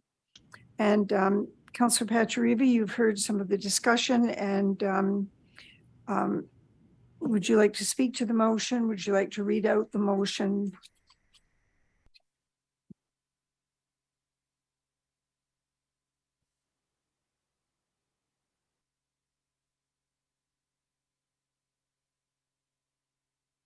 I'm sorry. No worries. Go ahead. No worries, Your Worship. Thank you. I don't really have any much more to add. I can read it, but maybe I'll read it and then look to the CAO with some of his answers to questions that have been raised around the delegations on how we can move this forward. Okay, so let's do that. So. So if you want, you can leave out the whereases and you can deal with the therefore be it resolved. All right, I leave it to you. Okay, does that you know what, I'm used to reading my son's papers and word count. Oh, so all the whereases. I'm just gonna start. Okay.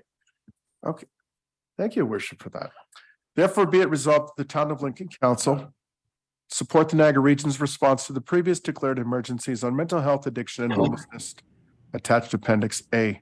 Endorse a declaration of state of emergency on mental health, addiction, and housing affordability in the Town of Lincoln. Work with the Hamilton Health Sciences, HHS Corporation, West Lincoln Memorial Site, WLMH, regarding any potential supports within the new West Lincoln Memorial Hospital for mental health treatment and addiction services, if not already contemplated. Support the continued coordination between regional public health, relevant community agencies, and others as appropriate to amplify regional concerns and investigate potential strategies and resources up to and including the investigation of a potential youth community well-being hub. Direct staff to send a letter to all municipalities in Ontario surrounding First Nation communities, MPs and MPPs requesting letters of support, advocating for additional resources to combat the mental health concerns, affordable housing shortages and homelessness, and the opioid crisis. I direct staff to send a copy of this motion to the Ontario Health, the Niagara Health System, and the Hamilton Health Sciences Corporation, and forward these letters to Rural Ontario Municipality Association, ROMA, Northwestern Ontario Municipality Association, NOMA, and Association of Municipalities of Ontario, AMO, and the federal and provincial government advocating the need for additional resources and support Niagara. Thank you. The motion is now on the table, and I have a question from Councillor Russell. Who's got the light on? Councillor, you have. Okay, so will I come back then and ask a question to our CAO, or can I do that Yeah, now? you can do that. You can. Because we've went around and we've heard the Is that what you- delegations. And Is that what you want to do? well, I now? would, because I'd like to Okay. get that on the table first. Okay, And then that might take some of the questions away. all right. Okay, because we heard work plan and tangible things. So, Mr. CAO, sorry, Mr. Acting. Mr. CAO, are you available? I am. I am. Can everyone hear me? Yes, Mhm. go ahead. So through you, Madam Mayor, to members of council, I've been listening intently. And, you know, I think as all your speakers this evening have said, and Adrian and I work very closely. Maybe I'll start particularly on the act. And just to clarify for council, Chief Hudson is also here. He's our Chief Emergency Management Coordinator in terms of doing double duty. And I am in an emergency DOC Director as well as the CAO. I think one comment I'd make, and again, I asked the chief to weigh in if he wants to as well, is that the Emergency Management and Civil Protection Act came into effect in 1990. And I think without casting aspersions to the province, I would say it's woefully inadequate to deal with today's issues like what's before us. And I think Adrian and I can both agree on that. And I think Adrian's correct in the general consensus and the purpose of the declaration mechanism under the Act and a start and a stop. But I think in a lot of ways it was designed to deal with inclement weather type emergencies or other things of that nature. I think as Adrian said, when we look at COVID and the conversation that the CAOs had across Niagara region, Adrian's correct. It was very much about paying attention. We declared so people would listen to us, was Adrian's comment. And I think in a lot of ways, that's what the CAOs did. We declared so that people would listen to us and the community would listen to us and move around it. I mean, maybe I'll stop there in that particular element as it, specifically talks about the act, because I did want to clarify that again. I don't know if the chief has any comments he wants to make. In terms of maybe, aligning services, I think as a result of some conversations with members of council over the weekend and last Friday, where I was asked, is this an emergency? Is it not an emergency? And I think that is a council decision. I was asked to reach out to our local West Niagara Secondary School, as well as other stakeholders. I can answer those questions should council have them. But I would say at this particular point in time, municipalities have very limited I think tools in our tool chest, and sometimes awareness is one of those tools that we have, and sometimes that is achieved through the declaration of emergency. But I'm open to any other specific questions council may have in terms of numbers, in terms of data. But I'd maybe stop there. Again, Chief Hudson may want to chime in. We recently, and the chief I think was just doing this and sending me an update, looked on the provincial website. None of the municipalities that have declared emergencies have submitted plans yet. Those often come after the declaration, and there really is nothing on the provincial website that says X municipality or Y municipality has declared an emergency. I think it goes to my first comment. I don't think the province knows how to deal with these types of issues within a format that was developed or a system that was developed back in 1990. Okay, thank you very much. Go ahead. Yeah, Councillor. if I may, your worship, and to our CAO. So maybe this is something additional we do. Mr. Kakopoulos, when we go to AMO, is actually advocate for a distinction between a weather state of emergency and this, and ask for an update to the policy.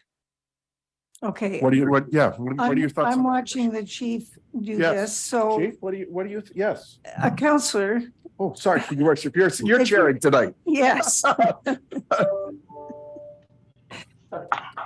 Thank you. Mr. CAO, are you waving your hand because you had something addition to add? Through you, Madam Chair, I was, and I don't want to interrupt, but so I'll let the chief go ahead. I'll try to wave Okay. to get your attention or the clerk's attention. Okay, thank you very much. Chief Hudson, please go ahead. Yes, thank you, through you, Madam Mayor.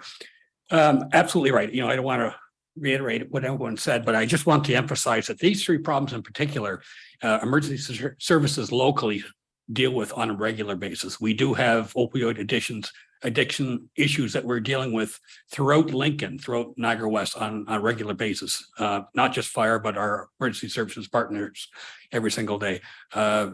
Mental health issues, same thing, and homelessness, same thing. So this is really on the forefront of locally emergency services and other agencies' radars at the present time. In terms of the act itself, as the CAO said, the act is quite outdated. We saw that with COVID as well. It's really meant, as the CAO said, to deal with some of the more traditional emergencies or disasters that you might expect to find, like floods, tornadoes, snowstorms, flooding, that kind of thing.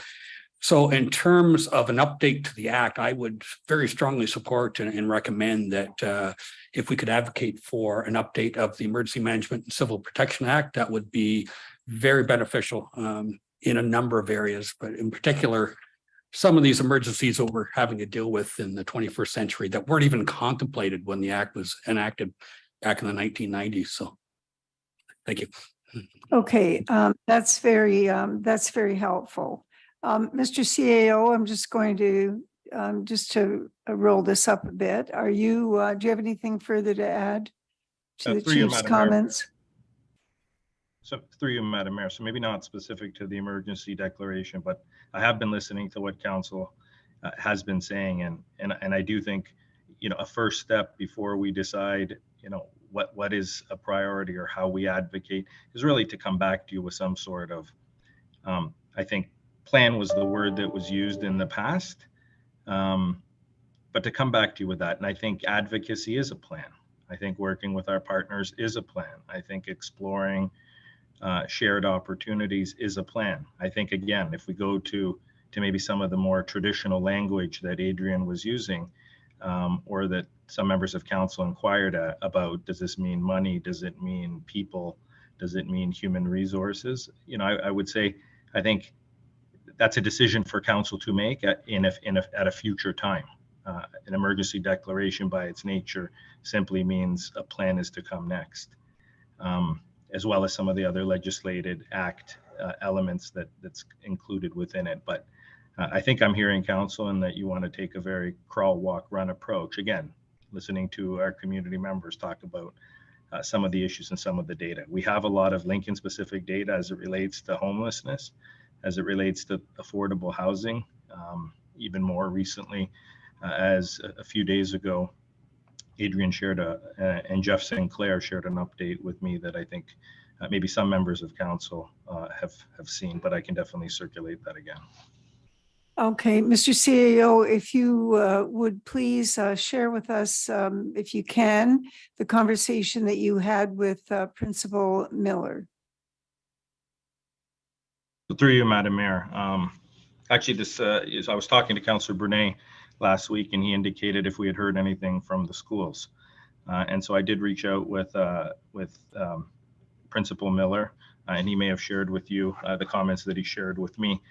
But his comments were, you know, the same issues that we're seeing within our communities in West Niagara around homelessness, around addiction, around mental health, are the same things that are being seen in our school system. Again, without getting into details, and he may have shared details with others, but with me, the details in terms of numbers were not shared, but his concern was, and where maybe some of the advocacy comes into play, is that we need to be advocating both to the region and to senior levels of government for more supports in West Niagara. We're considered suburban, we're considered rural, we're not an urban center, and in the absence of an urban center, there aren't those same supports in place.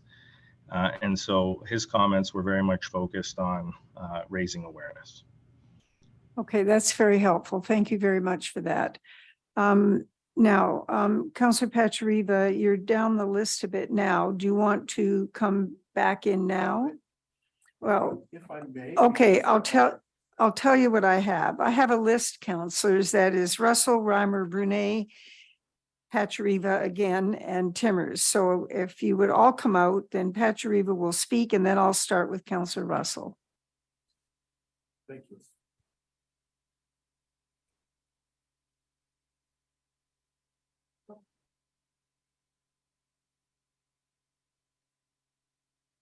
Go ahead, Councillor Pachariva. Yeah, thanks, Your Worship.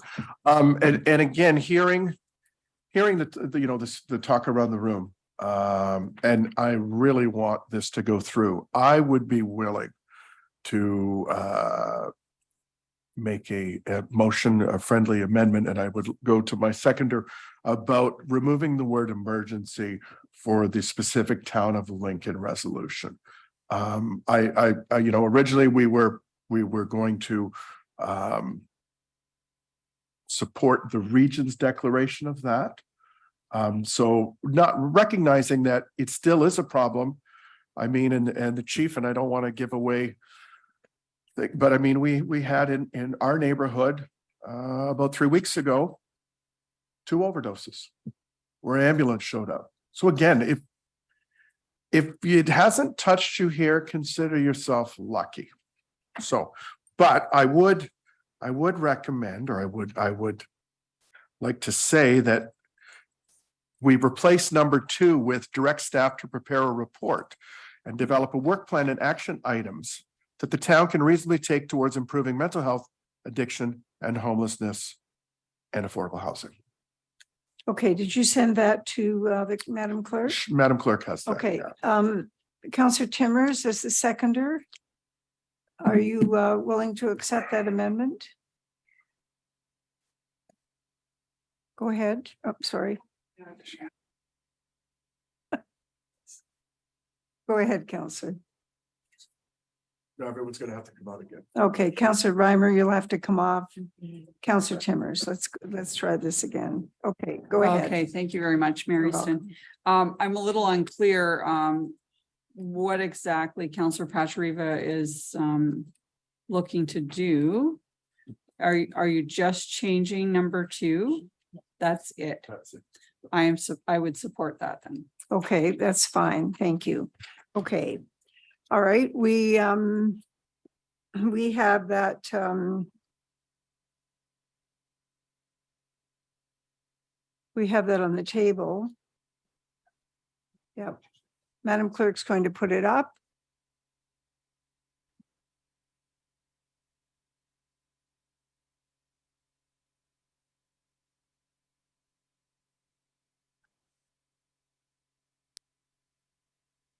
Okay,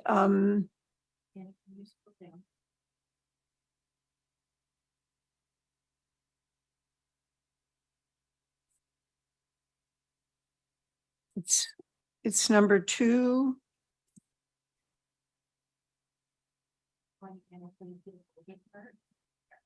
Okay.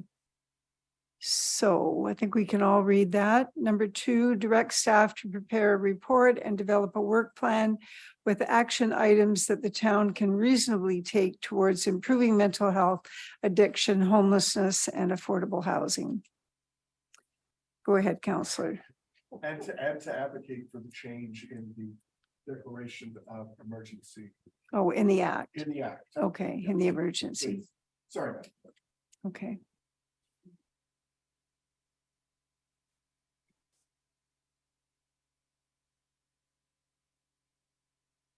Which ministry are we talking about, Chief Hudson? Through you, Madam Mayor, that is currently, they've just changed, they've gone to the Treasury Board Secretariat. Okay, Treasury Board, okay, Treasury Board Secretariat.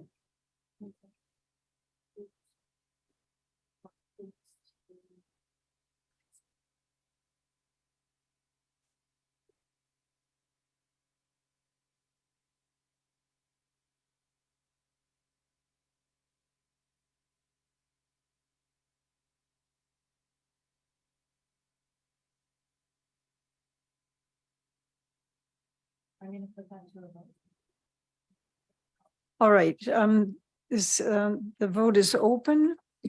The vote is now open, Madam Mayor. Be able to ask questions. We're voting on, we're just voting on the amendment. Just on the amendment, just on the amendment, Councillor Brunet. Yes, you can. Okay, the I'll names, cancel the vote right now. everybody come off the list. Okay. This list is take your names off the list unless you are asking a question about the amendment. Okay, Councillor Mikulik, go ahead. Thank you. Go ahead. Thank you. Through you to the CAO, do we have an estimated timeline or how does this look? Do we create a task force? Do we create a subcommittee? Do we, or members, like, how does this look? Trying to perform this amendment. Hey, Matt, I think Mr. CAO, you're going to have to come on and explain to us about how much time you think it would require for the staff to put together such a report. Through you, Madam Mayor, to answer Councillor Mikulic's question, I think while I can't give you a specific date and say it'll be on next month's cycle, I think we're going to try to come back as soon as possible with at least the framework for what a work plan would look like. Some of the items, and if I'm hearing council correctly, really are around advocacy, working with partners, reaching out to those particular organizations that are already doing work in this environment. And I think we've got the semblance of some of that already pulled together. Council will recall a number of months ago when a few agencies, Community Care of West Niagara and others were delegating, we looked at possibly pulling together a sort of key institution table that would look and address particular issues. So that's probably my long answer to tell you. We're going to come back with a framework, not specifics, as it relates to how we would address these particular issues, because they are far more complex than any one report can contain within it. But I think a framework as it relates to the various tools we have in our toolkit, albeit limited, and how we want to work with our partners to do it. So that's probably a report I can have in front of you sooner rather than later. And I would suggest I'll try to have it to you by the end of June. Thank you. And I asked that question because I know that we have a staffing freeze. It's coming into summer, and just as far as what, is this another item that's on the corner of a desk, somebody's desk? This is a pretty serious issue that we're taking on, and I want to make sure that we do it right if we're going to be doing it. So thank you very much, Councillor. Councillor. Yeah, thank you, Madam Mayor. Through you to the CAO. So, Mr. Kokopoulos, I certainly appreciate those comments, but I just want to put things in perspective and maybe ask you, all those things you're saying, you're gonna use as a framework.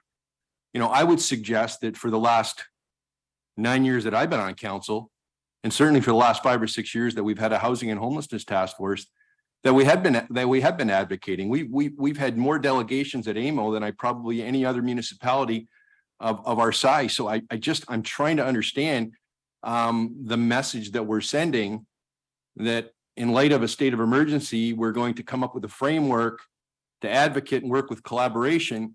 I would suggest that we've been doing all that all along. And so how does this look different? Mr. CAO. Through you, Madam Mayor, to the councillor. I mean, councillor, I think you raise a good point, and I think that is why initially when we were looking at the declaration and ways to bring attention to particular issues, staff were determining what our next steps would be. Sometimes when we declare emergencies or when we make priorities, we use those priorities to determine the work we do. What's on our work plan? What becomes a priority? What falls off? Where do we spend money and not spend money? What's going to change? I think this is the first time council's passed the particular motion that pulls all of this together. I think in the past, it's been a lot of disparate pieces. We've talked about community improvement plans, and there's a motion later on that specific to the downtown. We've talked about a number of other things we need to bring back to you, specific to affordable housing, specific to changes in legislation. What's different right now is you have legislation that if developers want to build affordable housing, they won't be charged development charges. They won't be charged the same fees. I think, again, it's about pulling all this together in a way that isn't as, I think, disparate and spread out as it is. But, can I tell you things are going to be different? I think the issue is an important issue. I think none of us are going to argue that mental health isn't an important issue. And yes, for 9 years, we've been looking at this, the 7 years that I've been here. And that's why we came to you with a proposal to put mental health services within our library at the Fleming Center. I think oftentimes these issues, when council puts their weight behind them and when council puts your focus on them, they do become issues. I think the community and community organizations want to know and want to see that this is a focus for us. So do I have the answer, Councillor, and specifically as to how this changes? What we do know, I think we're coming back to you with a business case on BDSS and a potential community hub. We've had conversations with the region. We need to have more conversations. We've had conversations with Hamilton Health Sciences about clinics. Should we maintain that space? Most recently, we had conversations with Beamsville Early Child Care Center about their needs and what they're seeing in terms of wait lists. So I think sometimes a motion like this that puts council emphasis and council weight behind things at a very high level does build support. Thank you, Madam Mayor. And I only asked that question, not to be critical. We trust the leadership. We trust the guidance of our CEO and our senior management. I just think it's really important that, optics are important, and we've heard here tonight from everyone that's delegated, there is no magic bullet. There's no silver bullet. There's no magic wand. But I just want to be clear, that if this council, we talk about priorities, if this council is making this a priority, through you, Madam Mayor, to the CEO, is it important that in conjunction with this, that this council is also giving direction to the CEO on what maybe some of the priorities that we've already talked about and we've already given to staff need to be changing? Like, at what point can staff only do so much with the resources they have? Through you, Madam Mayor, to the CAO. Through you, Madam Mayor, to the councillor. I think, councillor, you're absolutely correct. So we're finalizing, coming back with our priority document for council.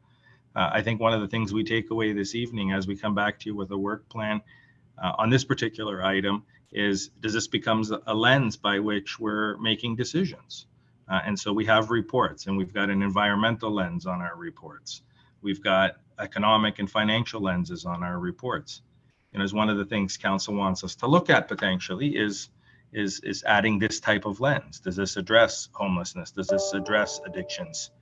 At the end of the day, council needs to decide if this is a priority for you, and whether you want to make it a priority, declaration of emergency or not. At the end of the day, if this is a priority, then we will add it as a lens. Does that mean the council is going to approve money, resources, and all those other things? Maybe, maybe not. Maybe it does mean different things at different times. A year from now, if I'm talking to you and I'm suggesting this remains a priority and you suggest it remains a priority, my report back to you, or an update, or the request for monies or anything else like that, is a decision council has to make at that particular point in time. I would say right now, though, I think as much as, we've got all these tables that we're all sitting around, we're not talking with one voice. And I've always believed that if all our institutions can sit around a table and focus on a particular issue, whether it be homelessness, mental health, addictions, we should be able to do something. The problem is we're doing a lot of everything all at once and not really focusing. So I've always believed, do a few things, do them well. And if this is a priority, then we're going to put the time and energy to do it. Does that mean we can do everything? No, it doesn't. And I think, again, when we bring you a priority document, if this passes this evening, you will see us in some fashion in there. But again, council will have to decide how much time and energy you want us to put towards this. Yeah, thank you, Madam Mayor. I appreciate the opportunity to have these discussions. I think it hopefully sends a strong message to our residents that we take this responsibility very seriously, and that we're looking for solutions. This isn't about rubber stamping. This isn't about just a idle symbolic motion. We take this very seriously, and I hope that this discussion we've had this evening and this motion that we can hopefully unanimously support is showing and demonstrating to our residents that we take this very seriously. Thank you, Madam Mayor. Thank you very much. All right. I see no other speakers on the list for the amendment. So we're going to vote on the amendment. Madam Clerk, would you please call the vote?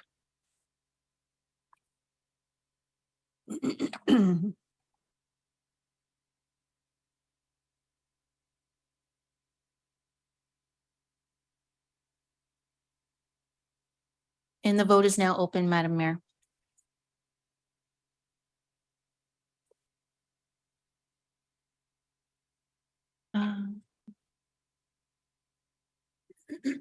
Perfect. And I will close the vote. And that carries unanimously. Thank you very much. The motion is carried. Now, I have a list that looked like this a little while ago. Russell, Reimer, Council Brunei, done. That's good. That's encouraging. Timmers? Counselor Timmers? Okay, all right. So that's our list. Okay, Counselor Russell. Thank you, Madam Mayor. Again, I think there's a lot of great things in this motion. The one thing, though, I do want to make an amendment to strike is number 1. There's just too much in that Niagara Region's response for me personally to support. It sounds like it was based on council direction, not necessarily evidence-based, which causes me great concern. And there's ramifications that can be quite extenuating. So I want to amend to strike number 1 and basically start at number 2. Okay, sorry, strike number 1, and what was the last part? And then just start at number 2. At number 2 is number 1. Okay, all right. Let's, okay, do you have a seconder? Counselor Murray, okay, let's, okay, we have this list with Reimer and Timmers. Take that list off, Madam Clerk. Thank you very much, everyone, for your cooperation. So now we're speaking to this second amendment. Are there speakers to this amendment?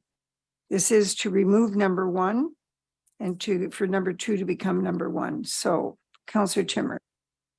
Thank you, Mary Stim. I just need a little clarity on this amendment. So removing number 1, are we now saying in our motion that we do not support any part of the Niagara Region's motion? Is that what striking number 1 is the result? Or are we just removing some pieces? Okay, so that's where I need a little clarity. okay, that's your question. So Counselor Russell?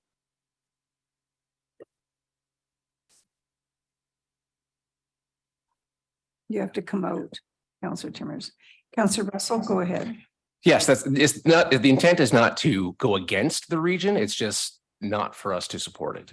It's just to remove any mention of it and then just start at Councillor Patriva's new number 2 and then go from there on. Okay. So it's not, that's a good point. Not a statement against the regional motion. Just don't include it. Does that help?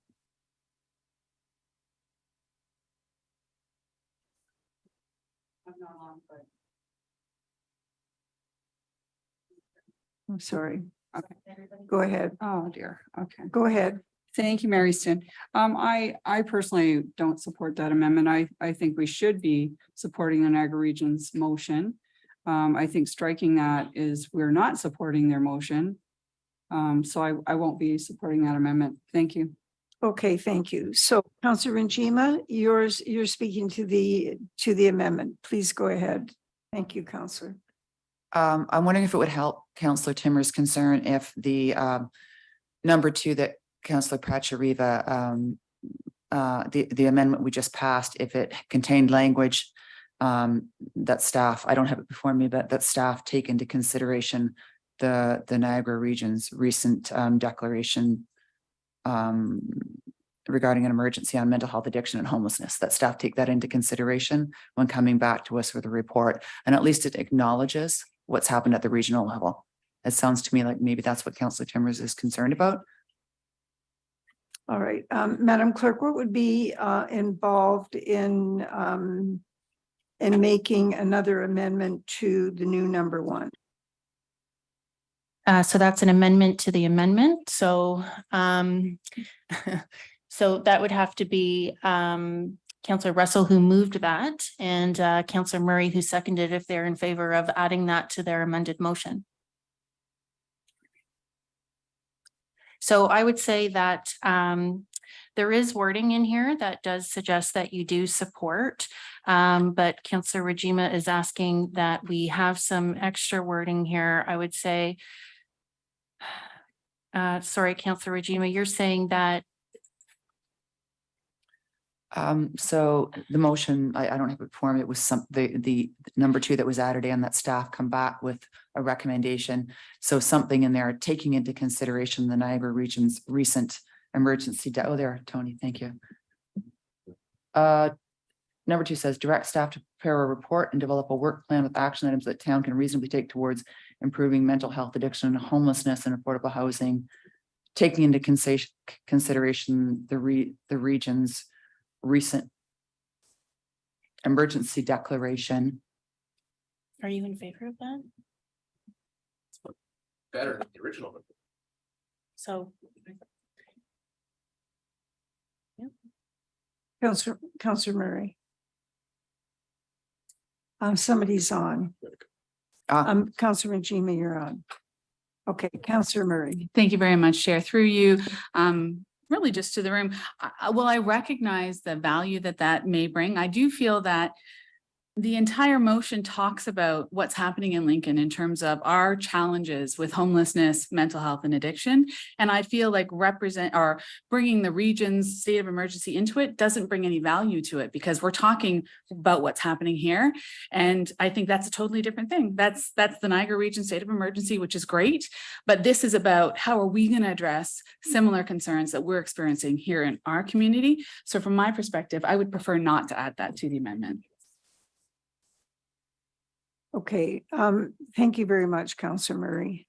Counselor Najima, are you wishing to pursue?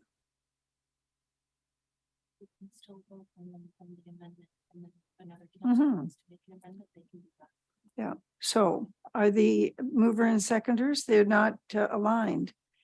Okay, so they're not aligned, they're not accepting it, Counselor, so I'm afraid that you'll have to stand down for the moment. That's fine. Okay, thank you very much. All right, so we still have just a moment here. Councillor Pachariva, you put your name back on. I'm trying to make sure that I'm not excluding anybody who's had their name on this list. All right, go ahead, Councillor Pachariva. Yeah, thanks, Your Worship. Yeah, you know what, I wouldn't be in support of removing that. I think that's the framework from where we start from, right? The region made that declaration. They were given money through the Auditor General to come back up, but there's still room to advocate for more. So I think the region's the starting point. We need to support their motion in principle, and then we do our thing here. And all of the other things follow below that. But that's a starting point. Like when we receive a piece of correspondence, a letter of support, that's what we're doing here. We're supporting that motion. So taking that leaves a little bit of context missing. So I wouldn't be in favor of that either.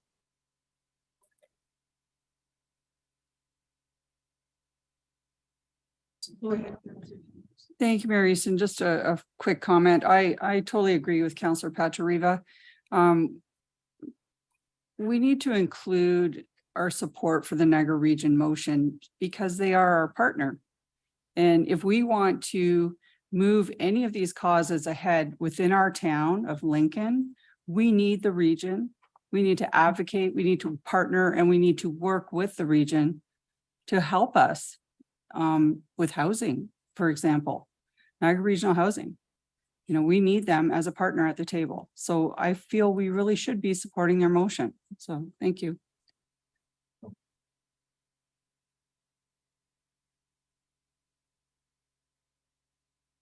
It's wishing to provide some clarity. Go ahead. Thanks, Madam Mayor. I think we need to vote on this amendment. If it fails, we go back to the original motion as amended already, and then we'll take it to that vote final, okay? Okay, so. So I'm about to put it on the screen.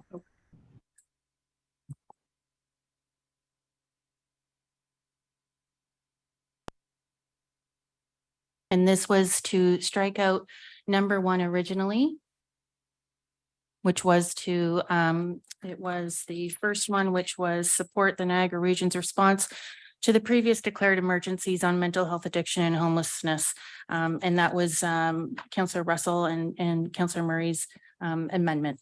Okay. Okay, and I'm sorry, it keeps flipping back to the whereases, but. Yeah, Deanna's going to scroll down for you. Okay, so it's what you're seeing is it's crossed out and that's what the motion is to delete. Correct. Okay, all right. Okay, Madam so Clerk, that's would what we're you- voting on right now, All and the right. vote is open. Okay.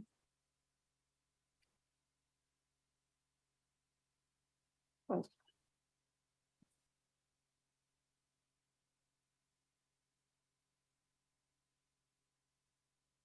I'll close the vote.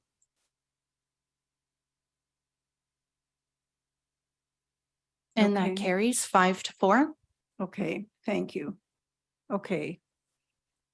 All right, are there any more comments regarding the rest of the rest of the motion? The other items in the motion? I have Counselor Russell. Go ahead, Counselor.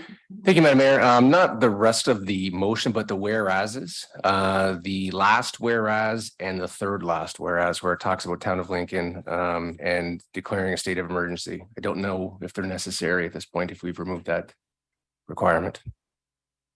Okay, the third one. Third whereas- last and the last. Okay, whereas the Town of Lincoln Council recognizes that municipal emergencies are declared, is that your third last? Yep. Okay, so you're looking for that to be removed. Councilor Murray, are you seconding? Yes, just to clarify, it's not just that one. And No, the then last the one. last one, yeah, okay.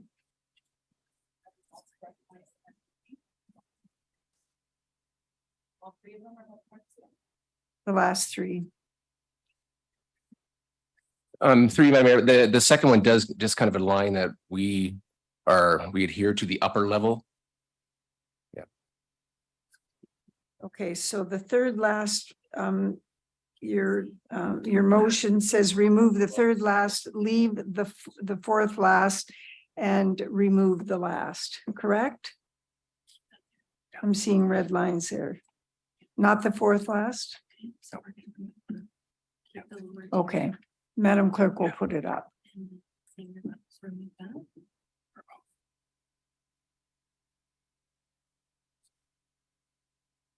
Keep this.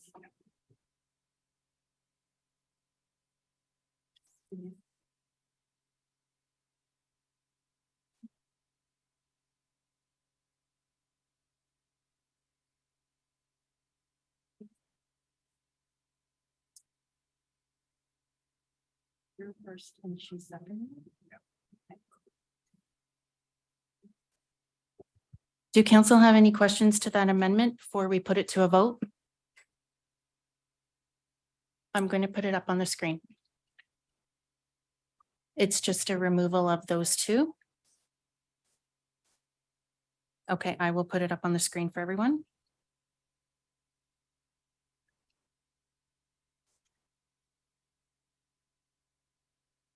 Dan, are you able to get that up?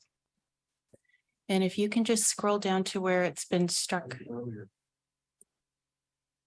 Not all the way down, but there you go. Nope. Go up a little bit. Up a little bit, Deanna.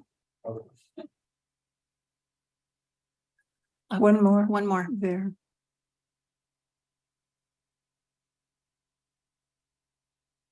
So just for clarity, we're removing, whereas the Town of Lincoln Council recognizes that municipal emergencies in Ontario are declared by the head of council as per the process detailed in the Emergency Management Civil Protections Act.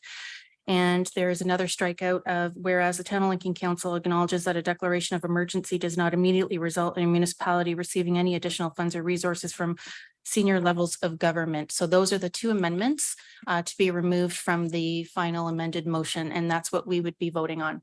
Any questions to that? I have a question. Okay. In the statement about what the act says about who declares the state of emergency in this community, it's done in consultation with staff and with the council and as a result of council motions. So I don't know what would be served by removing that. It is the act, and the act isn't about to be changed. Go ahead, Councillor Russell. Thanks, Madam Mayor. It's just the context because we're not declaring state of emergency that, again, there's no real necessary need to point out the procedural requirements of it. I understand. Okay. All right. So, Madam Clerk, would you please open the vote? I have no other speakers. And the vote is now open, Madam Mayor.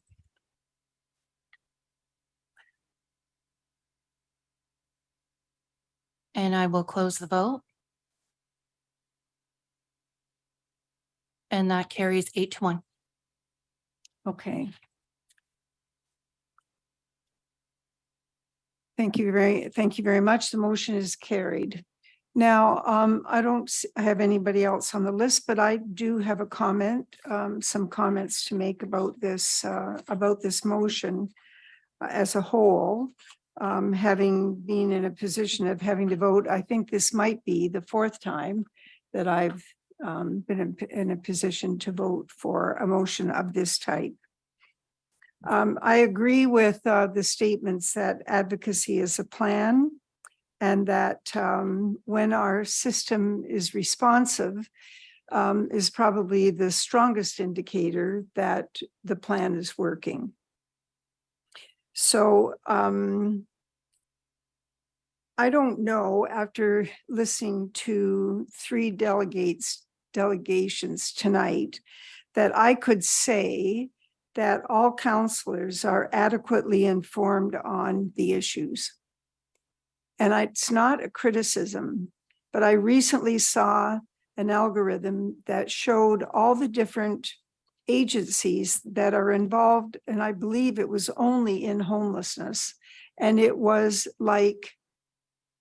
just like one full page of an organizational chart that was so convoluted and so complex that I was really surprised that a person could figure it out. It really was identifying how I would work through the system if I needed the system. And so I'm not surprised that we're doing this again, because it is a very, very complicated issue. We want to support our communities. There's no question about that. But I believe that in the eyes of consumers, their status, their individual status, causes them to warrant us to declare a state of unrest, state of urgency, whatever those words are that are going to get the point across that things are not copacetic in many, many communities, in many regions.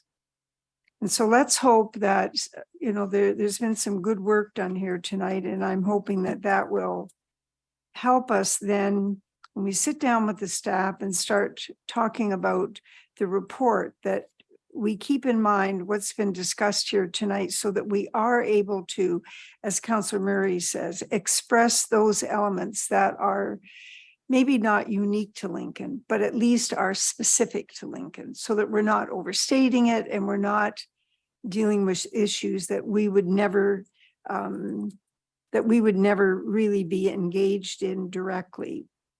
We should certainly continue to support what's going on at the region, because that is going to benefit everybody overall. They may not always be the funding agencies, but they certainly are the agencies that are responsible for ensuring that things get done. So I was very encouraged by the comment that Ms. Zimmerman made about, or no, it was Ms. Fuhrer made about the work plan, that there was a work plan in this motion that could be filed. But I'm stymied to think that on one hand, apparently there's supposed to be a filing of emergencies, but somehow these kinds of emergencies, there doesn't seem to be consistency in the way the act is carried out or administered. I've had a few occasions to be confronted by parents who had lost children to opioids. I'm not surprised at the chief's comments on the opioid situation in this community. And yes, I agree, Councillor Brunet, that as elected members, we can and we should put this on our delegation list. We've done this on the hospital issue. We've advocated for the hospital issue up and down, and through every means that we can. We need to apply the same intent to this situation. that relates to mental health, homelessness, and drug addiction. We need to be more than encouraging. We need to define how we can support the work. And I think that our greatest hope is taking the broadest and most realistic view at how a community hub could work in this community.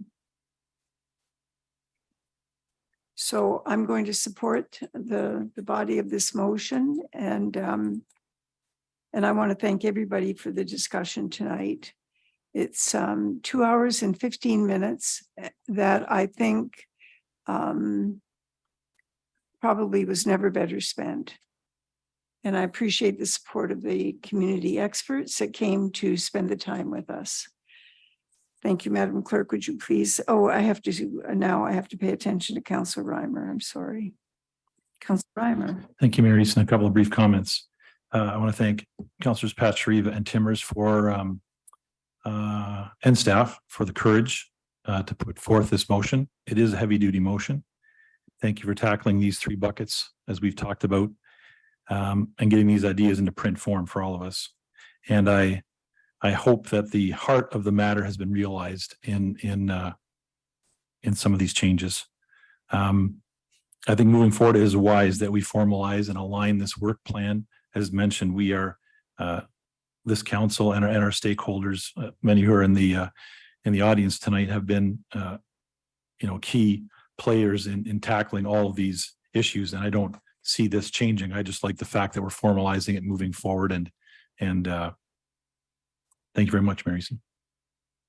Thank you very much, Councillor.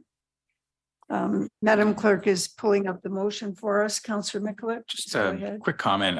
I think I'm understanding what you were mentioning earlier about removing that one whereas, and I'm wondering if there should be a whereas added that addresses the fact that to Chief Hudson's comment that the measures or that the act hasn't been updated since 1990. Voted on already. Was actually the comment No. that was made by the CAO. Okay, so. Yeah, but to this motion, should we be adding a whereas? Oh, I understand what you're saying. We removed 2 whereases. Should we be considering adding a whereas that addresses the fact that the act hasn't been updated since 1990 if we're going to be advocating or for change? Sure. So So find I just yourself, throw it out there to find yourself a seconder. But, Indicate to the clerk that it's that you're making an amendment, and we'll act on it. Councilor Patrick, what are your thoughts? Is that something that we should add as a whereas?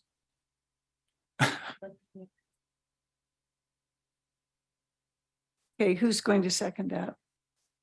I don't know. Anybody helping out? Okay, Councilor Patriva, you're seconding it. Great, fine.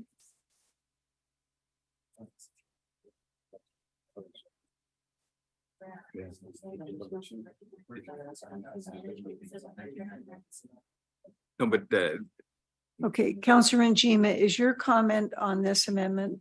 Yes. It would be so helpful if it were. It is. Okay. All right, well, the clerk is working on that. Would you like to speak to? I was thinking that we had already addressed that when Councillor Patriva put in the number 2 statement where we said that we're going to advocate for the update to the Emergencies Act. Yeah. Let's have a look at that. And Chief Hudson? Thank you, Councillor. Through you, Mayor Easton, I just a point of clarification. The actual act was enacted initially in 1990. There have been some revisions, but not in terms of the declaration of emergency. So just so we get some clarity there. So we're technically correct in what we're asking. Okay, so Madam Clerk, would you read the First Amendment? And then we'll make sure that we don't need to add something a little bit more to satisfy Councillor Reimer. You okay with that, Councillor? Councillor Reimer, are you okay? if we ensure that the language in the number 1 that includes a reference to the Emergency Declaration Act, that reference is adequate and that we don't have to add any more wording. The chief he pointed out to us that there have been amendments to it. So it's not as if it's never received any attention. It's just that there hasn't been a change in the definition of what constitutes an emergency. Go ahead, Counselor. No, I was aware of that. It's just the point I was trying to make in the whereas is just noting formally that there hasn't been an update addressing that particular piece of the act. Okay. Okay. All right. It's coming. Yeah.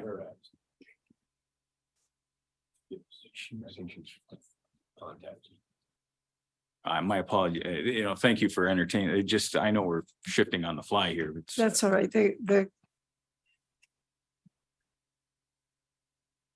clerk is working on it.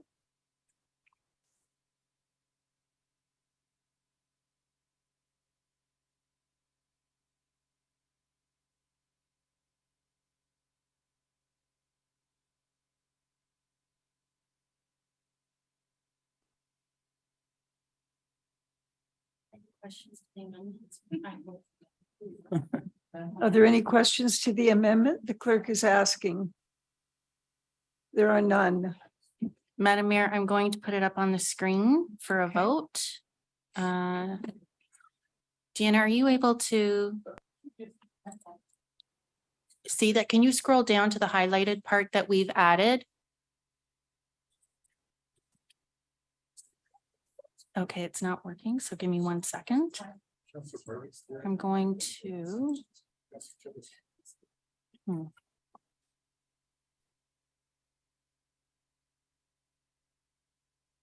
I'm going to cancel that so we can see it. Sorry, give me 1 minute. Deanna, can you upload that now? Okay, members of council will be able to see that highlighted.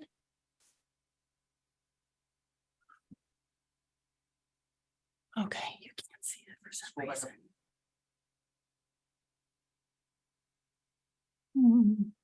It was bolded. Let me. Yeah. Okay, I'll just read it out to members of council and then I'll put it up on the screen for you to vote. And I've added it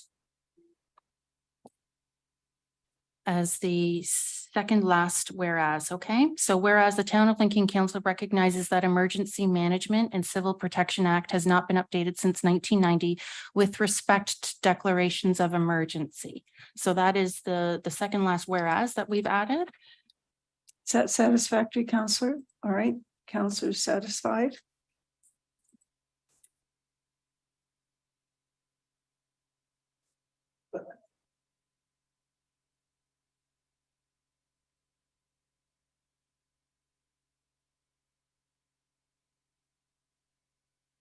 Okay, and the vote is now open. Okay, I just want to check. Is absolutely everybody satisfied? Everybody knows what page we're on, all the changes that have been made? Okay, we're moving forward. Okay, vote is open. Yeah. Thank you, Madam Clerk.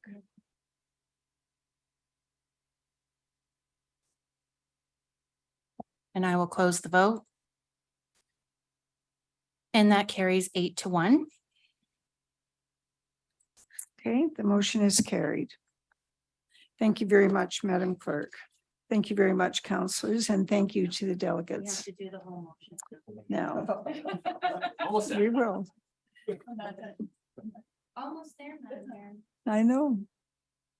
We will get there, everybody in the audience. We put it. And.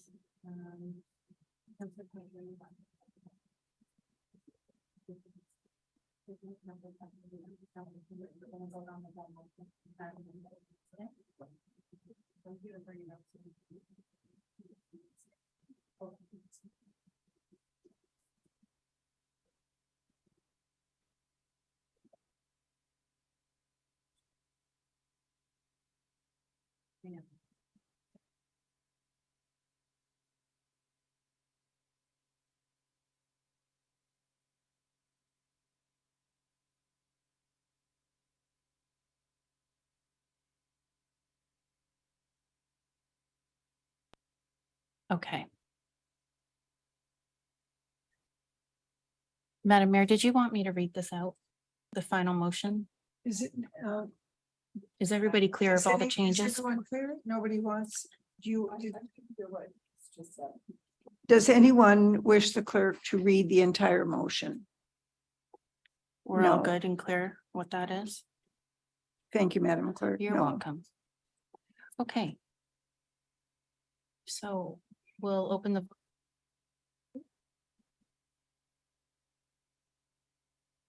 And this is on the entire motion as is?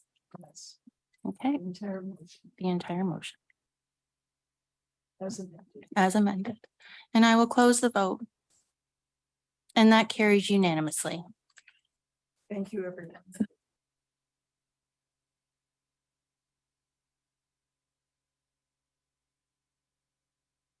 Could I just have your attention for a moment? We're taking a 10-minute break, Madam Clerk, and we will come back at I'm going to say 8:40. It'll give us a little.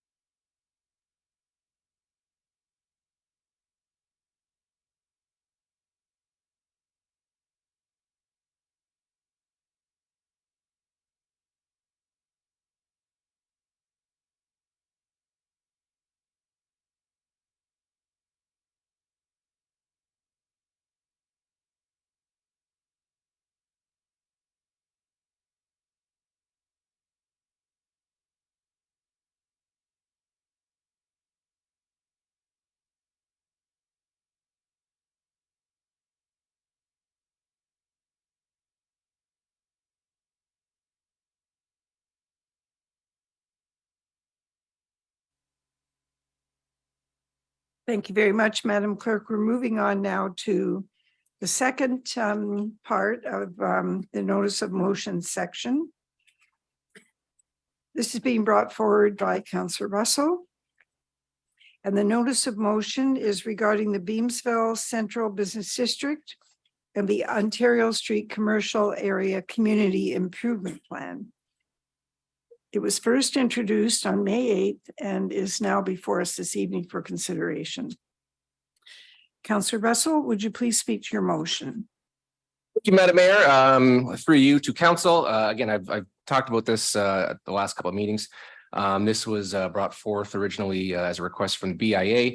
As our CIP programs are currently on pause, they had asked if we can take a review of the facade improvement, which is essentially the Beamsville Central District and Ontario Street Commercial Street Community Improvement Plan and the Vineland Central District CIP as it relates to facade improvements to see if it's feasible to bring those back so that we can start reinvesting or have our community partners start reinvesting back into their businesses. And I know our acting CAO as part of ECDEV and a hand-in-hand partner with the BIA. I'm going to go to him and see if he has any comments or concerns about it going forward. Okay, thank you very much, Councillor. Mr. Deanne, acting CAO. Thank you, Madam Mayor, and through you to the councillor. So we do work very closely with the downtown Beamsville Bench BIA and our businesses located in that area. So very supportive of the motion as it currently stands. However, one point of clarification, if I may, Madam Mayor, through you to the councillor. So in regards to the heritage restoration and whether or not that can be reintroduced in 2023. So in actuality, that is already in effect in the budget for 2023. In speaking with my colleagues from planning department, they did indicate that the heritage grant budget for 2023 is $40,000. So that is already included. And they are working actually currently with two proponents looking at two properties in the town of Lincoln for applying for that grant. So it is actually in effect, and I would recommend removing that. All right, thank you very much for that. Councillor Russell again. Yeah, thank you, Madam Mayor, and thank you, acting CAO. I know I'm going to turn over to Councillor Timmers as the member of the long-serving member of the Heritage Board. I know this was part of her thoughts and concerns about this going forward, so maybe she can give some insight on it. Councillor Timmers. Thank you very much, Mayor Easton. So yes, I did second this motion with the heritage piece included. The information I'm hearing right now from Mr. Deanne is new information to me because it has been on hold for a long time since the review happened. So are we removing it just simply because you're saying it's now active and we don't need to include it in this motion? Is that what you're saying?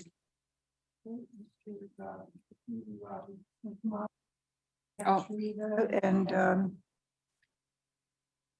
Mr. Deanne, go ahead. Thank you, Madam Mayor, and through you to the councillor. So councillor, it is in effect, it is open for applications, but I am going to ask Ms. Shi to provide a little bit more further clarification, if I may, Madam Mayor.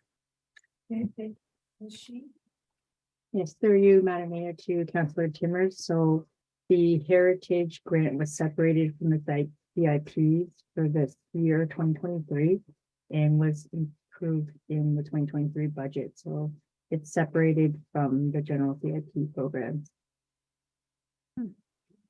Okay, thank you very much. I was not aware of that at all when this motion was written. So that makes sense that it could be removed at this point. I think it's very important that we also, I see that Vineland is included within the motion. I think that's very important. We need to open this up to across the town, not just in the Beamsville business district.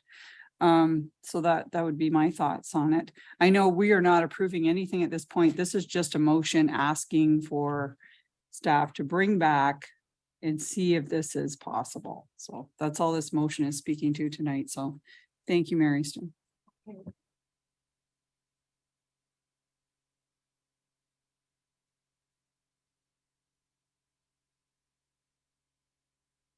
Thank you, Worship. Thank you very much for bringing this forward, Councillor Russell. If it took 6 months on the BIA to realize your error in ways of removing this with your CIP hatchet before. I take my hat off to you. Just a question though, what about Jordan? Why isn't Jordan included on this? Like, are we going to be all encompassing or are we not? So, because I know in the past, one of the sticking points was that was all done by private business. Mr. Penichetti did that all on his own dime. So I think we should be, if we're encouraging, facade improvement, especially based on the investment that we've made with Main and 19th Street, that should be included. It's a point that probably should be included in the report. Would you agree?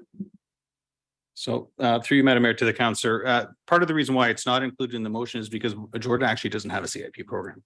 So one of the things that in speaking with my colleagues from planning, one of the things that we're going to be looking at in the overarching CIP review is whether or not Jordan does need a CIP program. So I, again, still leave the motion as is on the table as this evening. But in the overarching review for all the CIPs, Jordan is going to be looked at. Okay, good point then. Satisfied, Councillor Patrick? Okay, Councillor Russell, go ahead, please. Thank you, Madam Mayor. Again, as this is only a feasibility study, is it possible to include as part of that feasibility study, the inclusion of Jordan as a part of that review? Well, that was my point, because I thought I actually had forgotten that they don't have a CIP. But if what Councillor Pachariva had said previously prevailed in terms of some confusion about whether you invest when the project has really been done already or not, maybe that's something that we should get some clarification on. So you'll take that as advice, Mr. CAO, acting CAO. Thank you, Madam Mayor, and through you to the councillors. So I think we can look at it and report back, but I do note that any new CIP needs to go through a whole planning process, and there's a lot of elements that are obviously required in that. But I'm sure we could look in to see what exactly is needed. Okay. Okay, thank you. All right. I don't see any other people on the list here, but I have a question. I'm not sure where it should be positioned, so I'll ask it and seek advice from those who are in the heritage business. So I look at this, I welcome this this motion. I was pleased to see that it was coming forward, because what it said was that we were going to be taking this situation seriously about heritage restoration. So here's my issue. My issue is that there are buildings that have major repairs that should be done. I mean, some of the stonework on the facades of at least one building are starting to deteriorate. It happens that they are Tallman brick, which is a coveted material in this community. And therefore, my question is, if you have owners who are not interested in repairing what's starting to deteriorate, how much is that going to be tolerated before you end up with no facade and something up there that can't be, you can't reproduce it? It's not financially feasible. So what I don't understand is where the watchdogs are. So I thought the watchdogs were the Heritage Committee, and that they would be keeping an eye on these things and urging, possibly through the BIA. I mean, that's where I've been putting some of my urging. I believe this work needs to be done. And if we're going to provide, we're going to have a report now that that assists through community improvement plan, getting it done. How do we make sure that nothing falls through the cracks? Because there are buildings at the present time that are at risk. So I don't know how that's to be handled, Mr. Acting CAO. I'm so glad that you're here tonight. Yes. These difficult questions. Thank you, Madam Mayor. And definitely an interesting question, and one that I think we can look at when we come back with the report. And I think in detail, you're looking for design guidelines when it comes to the facade improvements, especially around heritage. So I think something that we can look at and see if we can include in the report. Good. I'm always concerned when somebody tells me the question is interesting. However, all goodwill. Councillor Timmers. Thank you, Mary Easton. If I could just add a couple of comments around buildings that perhaps need facade repair and restoration. The Heritage Committee would identify it if it was a designated building. However, if it's not a designated building, the Heritage Committee really, it's not in their radar. But I would like to just suggest maybe this is a conversation Councillor Bernay and I could have at the Heritage Committee. Maybe this is a bit of a communication education piece. Maybe some businesses aren't even aware. And our CIPs have been on hold for a very long time since they were, voted that we weren't going to do them anymore. So maybe once, something comes back and if we get something in place, then this would be something that we go out to the businesses and say, are you aware? You could make an application or maybe identify them that way. So just my comments. So thank you, Mayor. Oh, good. Okay, Councillor Renee. Thank you, Madam Mayor. I don't want to get off on a tangent, but I think it's appropriate to ask. Yes, our CIPs have been on hold. But, we still have had, work taking place. I'm wondering through you, Madam Mayor, to the Director of Economic Development, Acting CAO, if he could just enlighten us as to while the CIPs have been on sabbatical hold, has your phone been ringing? Have people in Vineland and Beamsville been inquiring about facade improvements? I think that's important to understand the temperature of the water. Go ahead, Mr. CAO. Thank you, Madam Mayor, and through you to the councillor. So, councillor, we've definitely had some questions and some inquiries on not just our facade program, but on some other CIPs as well, as it pertains to rural development and industrial development. Well, so we have had some questions and some inquiries in terms of when that's coming back, but we can include some of that data in the report that we provide back to you. Thank you very much, Madam Mayor. You're welcome. Thank you. All right, Madam Clerk. Just want to make sure that the mover does not have any more comments or satisfied. All right, Madam Clerk.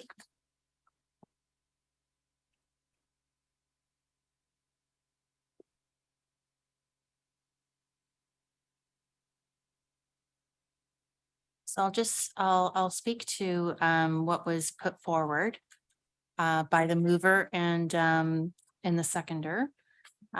So with some discussion around the table. So, and it therefore be it resolved that council directs staff to bring back a report outlining the financial feasibility of the Beamsville Central Business District and the Ontario Street Commercial Area Community Improvement Plan, CIP, and the Vineland Central District CIP, and possibly the inclusion of Jordan Village as it relates to facade improvements and removing the rest that are struck out. And Deanna, if you could just please scroll down. It won't let you. Okay. All right. And the removal of and heritage restoration and whether the CIP should be reintroduced in 2023. So with that, I will put it to a vote. So there's nothing, that's what we're seeing on the line there.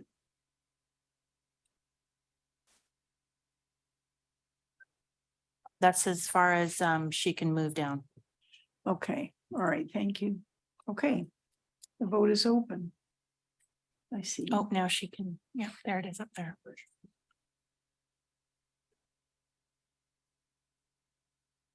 Okay.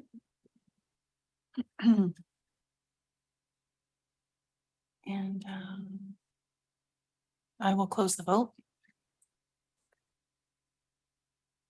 And that carries unanimously, Madam Mayor. Very good. The motion is carried and within 15 minutes. Thank you very much, Councillor. Now we move on to item number 12. We're now considering the item 12.1, which is the council minutes of May the 8th, 2023. Do councillors have any questions?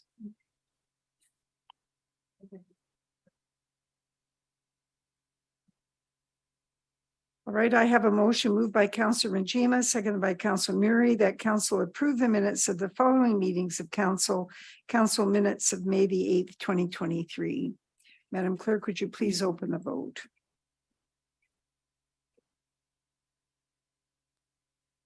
And I will open the vote.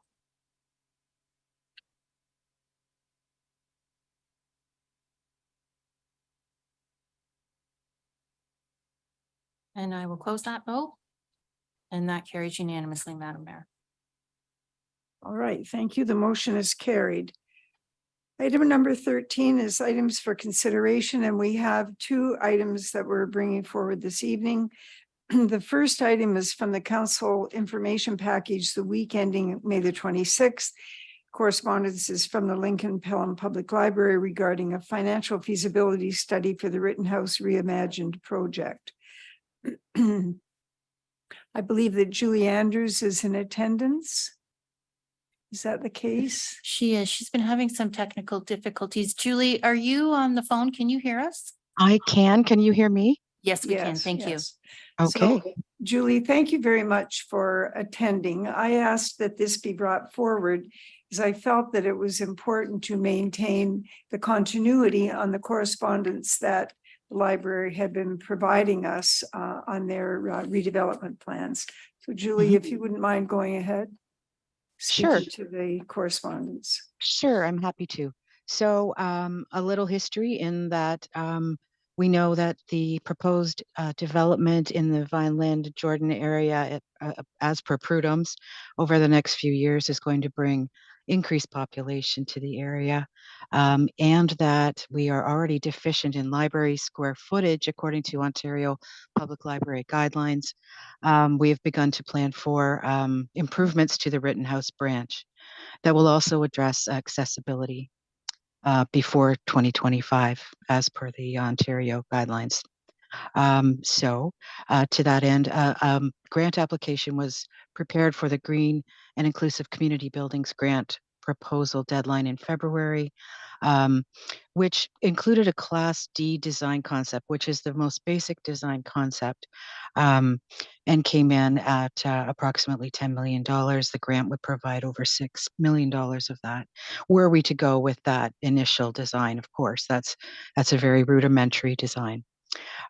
So to that end, we feel it wise to go out to our community to assess the level of support we would have for this project, both financially and otherwise.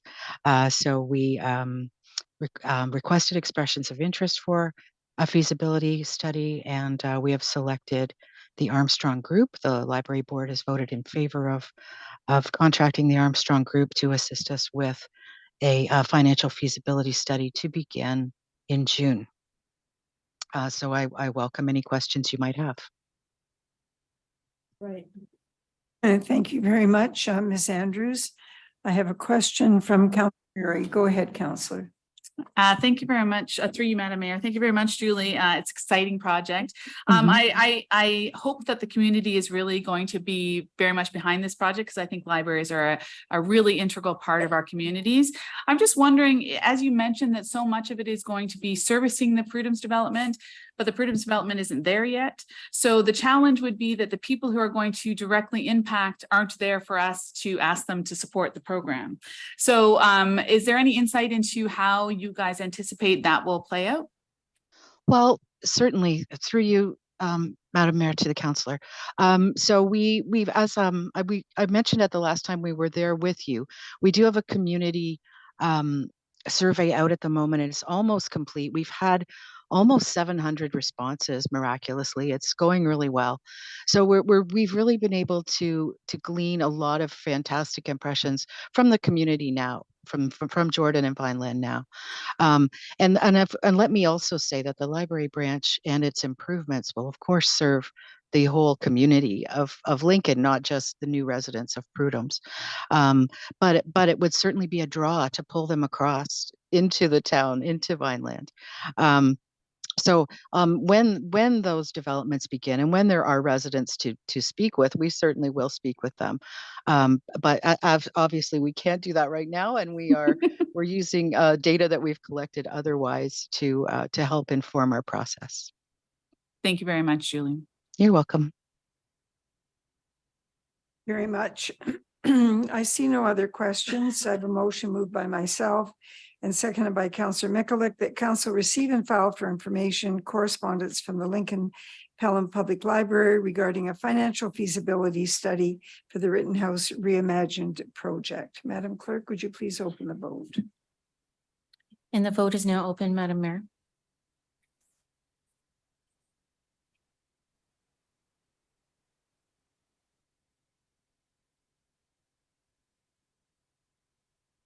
Councillor Rajima?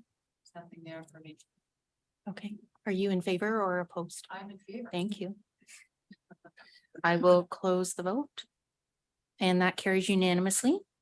Thank you very much. The vote has carried. The next item under correspondence for consideration is from the Council Information Package week ending May 26, 2023, from the Ministry of Seniors for Seniors and Accessibility regarding Seniors Active Living Centers. This is regarding the program 2023-2024, and it's a confirmation of funding. And Director of Communications and the acting CAO this evening, Paul Deaney, can provide some comments to this item. Paul? Thank you, Madam Mayor, and through you to council this evening. So on May 12th of this year, our CAO did receive a letter from the Ministry of Seniors and Accessibility highlighting that the Seniors Active Living Centers program and a confirmation of funding for the Lincoln Community Center and the amount of operating funding for $42,700 and a special grant for $8,738. So this money is going towards the Lincoln Seniors Club. And of course, the executive was consulted the special grant of $8,790 will be going towards some maintenance of the facility. So painting of the lounge, office and billiards room, in addition to some maintenance or additional acquisition of ping pong tables. So a great opportunity and grant that will support active seniors living in our community and a good news story all around. So thank you, Madam Mayor. Thank you very much. Members of council, do you have any questions? There being none, I have a motion moved by Councillor Russell and seconded by Councillor Timmers that council receive and file for information correspondence from the Ministry of for Seniors and Accessibility regarding a Seniors Active Living Centers program 2023 to 2024 confirmation of funding. Madam Clerk, would you please open the vote? The vote is now open.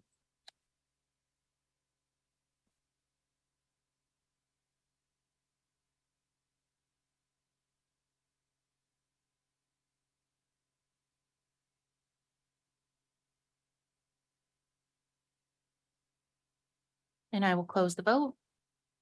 And that carries unanimously. Thank you, Madam Clerk. The motion is carried. We move on to recommendations from standing committees, and we are now considering the following.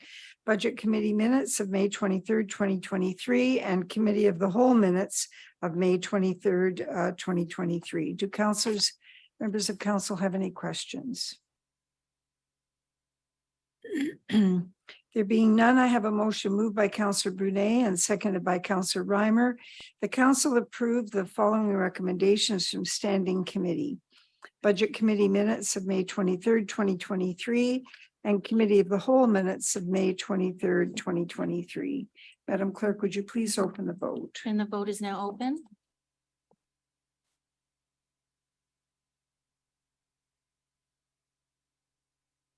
And I will close the vote. Okay. And that carries unanimously, Madam All Mayor. right, the motion is carried. And now, councillors, we're going to go back to item number 8, proclamations. And we have confirmation that Mr. Enzo D. Davidis is not able to join us this evening. Enzo is a member of the Pride Niagara Board of Directors. I'd like to note that we did earlier this afternoon, we had that we raised the Pride flag, And it was raised by representatives of Pride Niagara and the Meridian Credit Union. Enzo, I don't know, I don't see you here, but we were hoping that Enzo would be here and again this evening and to bring it forward. And I want to make a statement about something that happened in our community that relates to this issue so that we can move on and speak positively about this proclamation. A couple of weeks ago, Councillor Russell attended on council's behalf. I was unavailable. Very, very special program at the Trinity United Church. And the church was affirming itself as a welcoming community. And they were, I believe, Councillor Russell, specific in that they were talking about the pride, the gay community. They were talking about LGBTQ plus community.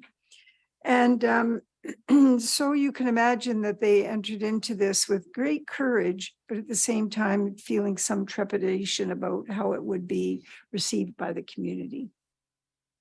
And all was going well until this past weekend when not only was the Canadian flag left lying on the ground, which in itself is a big enough disgrace, but the pride flag at the church, on the church property, was removed and shredded and left lying on the ground as well. I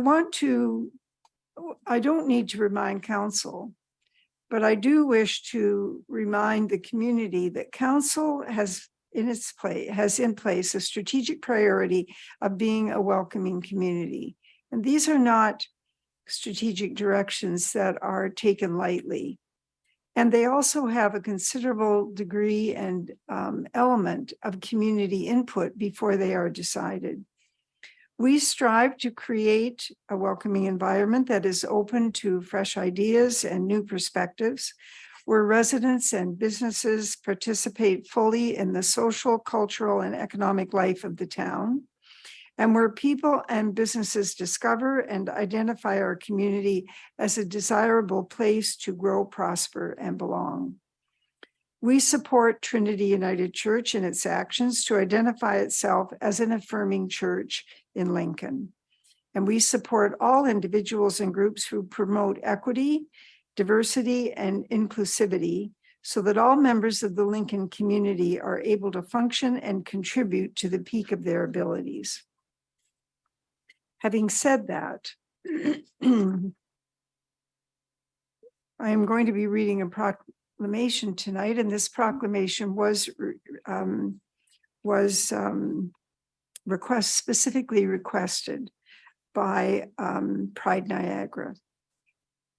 Whereas cities around the world recognize June as Pride Month and is dedicated to celebrating the sexual and gender diverse community and its supporters.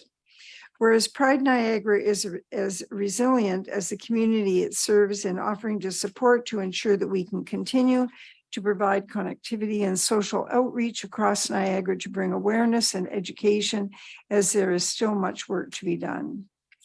Whereas Pride Niagara collaborates with Niagara municipalities and partner organizations in providing ceremonies and events to develop positive queer spaces, installation of Pride landmarks, and empowering symbols of pride across Niagara. Whereas Pride Month is a time to celebrate the LGBTQS plus community across Canada, but also in the town of Lincoln and the diversity of our LGBTQS plus communities, and to recommit the importance on achieving diversity, equity, and inclusion across our community. Whereas the town of Lincoln, along with Pride Niagara, recognize our community members by annually raising the Pride flag presented by Meridian Credit Union. Now, therefore, I, Sandra Easton, Mayor of the town of Lincoln, do hereby proclaim June 2023 as Pride Month.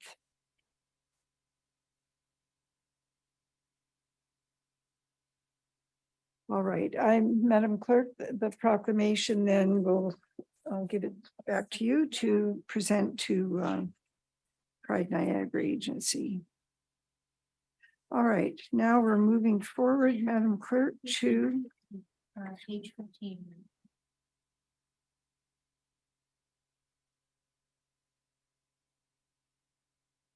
all right, we are at item number 15, reports of municipal officers. And we're considering item 15.1, the mayor's report. Councillor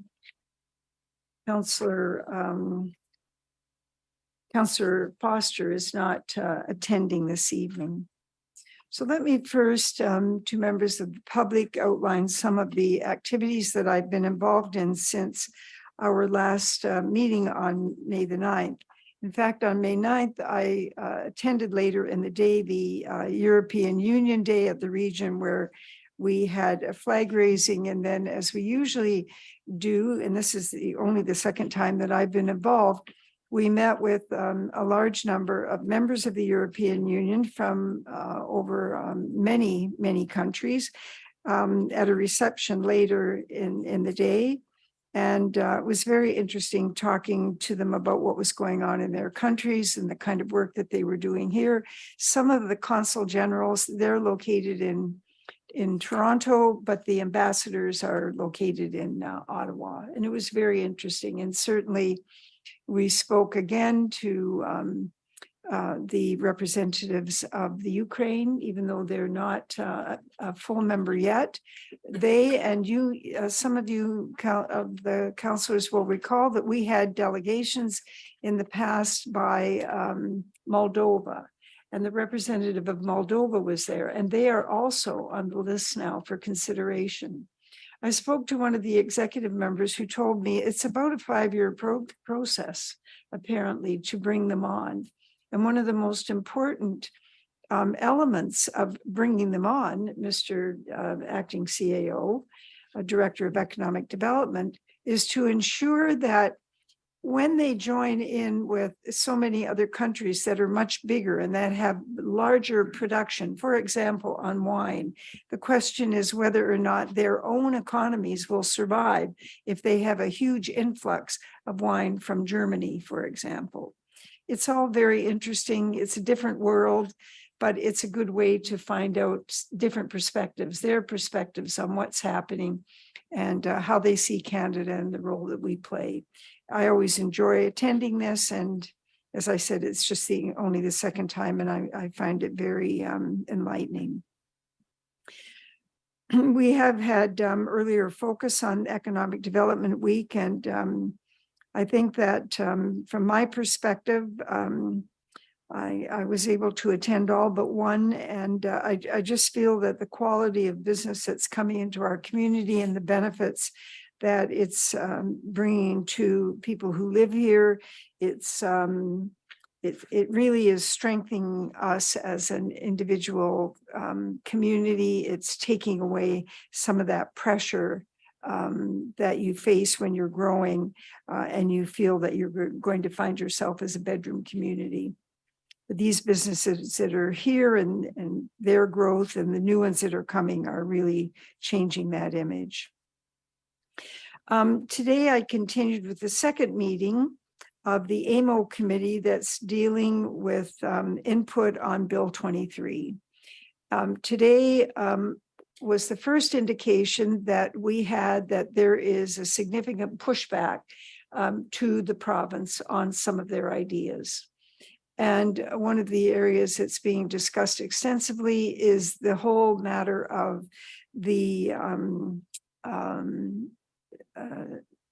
separations again in the agricultural community. And I believe that the number that was put out by the Commissioner of Regional Planning was that if we continued with the recommendation that was being made by the province, that Niagara would lose 5,000 hectares of farmland. So that's really pretty serious. So I continue to meet about this. It's very interesting, and it's great to hear there's quite a number of people on the call, so you get a lot of different perspectives all over the province. And then today we talked about electricity and we talked about energy. We talked about energy from the perspective of new energy sources, and we talked about storage. And Councillor Brunet, I plan to share that information with you as well. On May 13th, I happened to do something that was very kind of ephemeral. I attended a sew-a-thon. I'm not much of a sewer, but this is the Creative Bug, who's a great supporter in the community, and some of the money that's raised goes to making these beautiful pillowcases, very colorful, and they're for kids, and they have a great time taking them to where they're needed. I enjoyed Moyer's open house, and I was absolutely taken with the fact that they actually set up that whole business in very short order. And I must say, they have quite a team there. That was a great day to attend that. And it gives us great hope that they are on target, because they delivered 30,000 cases of apples for Mother's Day. And that was the order, and that's what they delivered.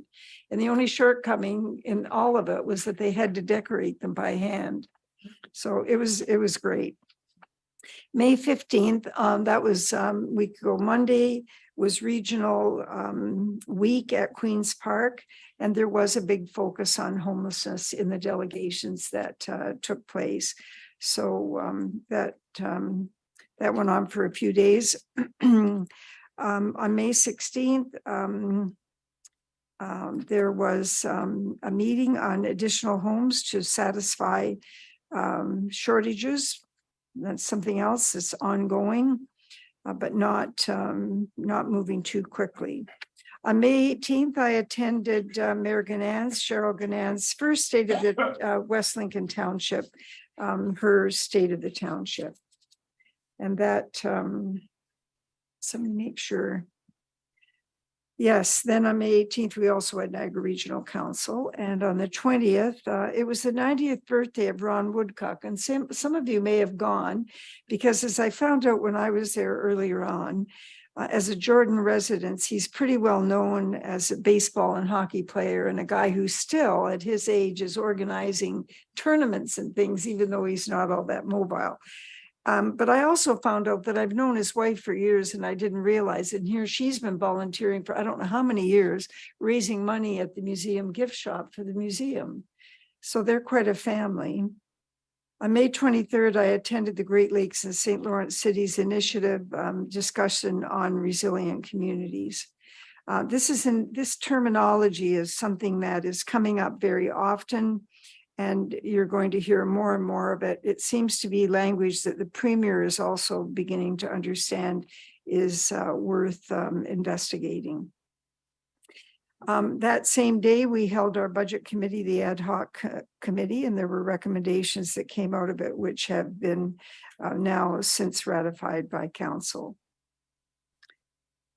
We had our committee of the whole that day, and on May 24th, I want to acknowledge Director Graham's contribution as he attended a meeting at the region on irrigation. I want to tell you a little bit about this because progress is being made. So there is a Niagara Region Irrigation Committee, and there eventually will be information coming to the local area municipalities. And so this is the plan. This is where we're at right now. On June 7th, at the Regional Planning and Economic Development Committee, there's going to be a report. And the objective of the report is to provide an update to Regional Council on how important the irrigation initiative is to agriculture, and to make them aware of what the committee is doing and the progress that the committee has made to date. We want to introduce this initiative to Regional Council and let them know that further reporting can be expected moving forward. And also advise that the committee is exploring a number of funding opportunities and will be reporting back to council further on those outcomes. You would have heard us mention Sarah Marshall's name. She's the executive at the Tender Fruit Board. She's going to be registering for a delegation at AMO that Lincoln is going to lead with St. Catharines and Niagara on the Lake. And And the briefing notes are going to be prepared by the region because we're really encouraging them to take the leadership on this. Regional staff are currently exploring funding opportunities with OMAFRA, the Greenbelt Foundation, and the federal government, and there might even be private options to explore as well.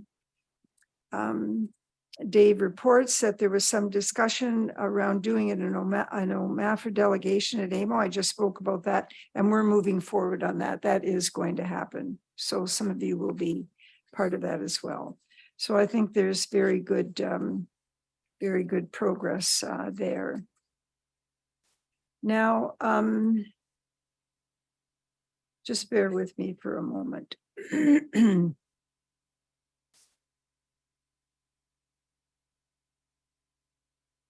Now, following council's determinations of the 2023 budget, I want to talk about the ad hoc committee for a minute. It was determined that a more comprehensive future look at our capital forecast was warranted. And when the suggestion was made that we do this, I believe it originally came from Councillor Russell. I saw this as nothing more or less than a quality improvement exercise. We needed to, we have a lot of growth that's coming. We have Bill 23 to contend with and other bills, Bill 97 as well. And we have inflation and a lot of reasons why we need to relook at how we're doing things. So the intention was that these actions would begin with the evaluation of the 10-year capital plan and bring recommendations back to council for further discussion in fiscal 2024 and beyond to the end of the term. Now, if this is not news to anybody, that's fine. I'm repeating this because I want to ensure, and I may repeat it again in the future, I want to make absolutely certain that the members of the public understand what we're doing here, because this is what we should be doing when we discover, or when we decide that we need to put more attention to something. So it's a matter of prioritizing costs. It's about reaffirming principles in light of inflationary challenges. It's about the flow of development charges payments, which the Ministry of Municipal Affairs and Housing with these new bills is threatening to decrease and in some cases delete. And it's about responding to community-wide priorities. So that was the first task. But there was a second task, which was to examine two recommendations to delay the 2023 capital works on both Durham Road and Lincoln Avenue. And that is a delay. And delays happen all the time. We just don't talk about them all the time, because if they're going to get done in a reasonable period of time, if the costing hasn't changed, we carry them on and we get them done as soon as we possibly can. So this was recently considered at the Committee of the Whole, and as I mentioned earlier, it was before council and it was ratified this evening. So as you, as members of the community, continue to follow the work of the ad hoc committee and council, I would like to clarify a few points. We have identified strategic priorities. You hear us talk about them all the time. And as many of you are aware, we are reviewing the priorities for the current term of council, and they're coming soon. We heard that from the CAO tonight. Strategic priorities have been the method of operating in Lincoln for decades. I would guess about 2.5 decades, well back into Mayor Conkle's time. And from the strategic priorities, we determine what our budget expenditures, including both capital and operating, are going to be. And it also provides us with an opportunity to define revenue sources, particularly now that we've been so successful with external revenue sources. And from that, we establish the final budget. You can count on this as being the basis for a spending plan. All the more reason for us to sit down and review when we feel that enough information has accumulated that we should do a review, and that's what we're doing. So I'd like to leave you with the following. The ad hoc committee has been created temporarily to refine our capital project priorities to the end of this term, based on a revised financial model that represents the pace and value of growth in Lincoln. It includes revenue from all sources, including levy and grants and our debt policy, which to date has always been set well below the provincial guideline of 23%. We've been under 10, under 9. However, from time to time, it may be necessary to increase debt as a means to ensure that capital infrastructure can proceed. So, from the ad hoc committee, or for the ad hoc committee, as per our my earlier comments, a section has been added on the budget page at Speak Up Lincoln on the capital plan remapping and the ad hoc committee. And this is there, and I believe it's there now. It's there so that it provides you with a reliable, direct link if you have questions or if you have comments. And there's going to be, on there, you're going to find the links to the 3 sessions that the committee has already had, April the 12th, the 24th, and May the 23rd, so that you'll be able to watch the meetings and see the presentations.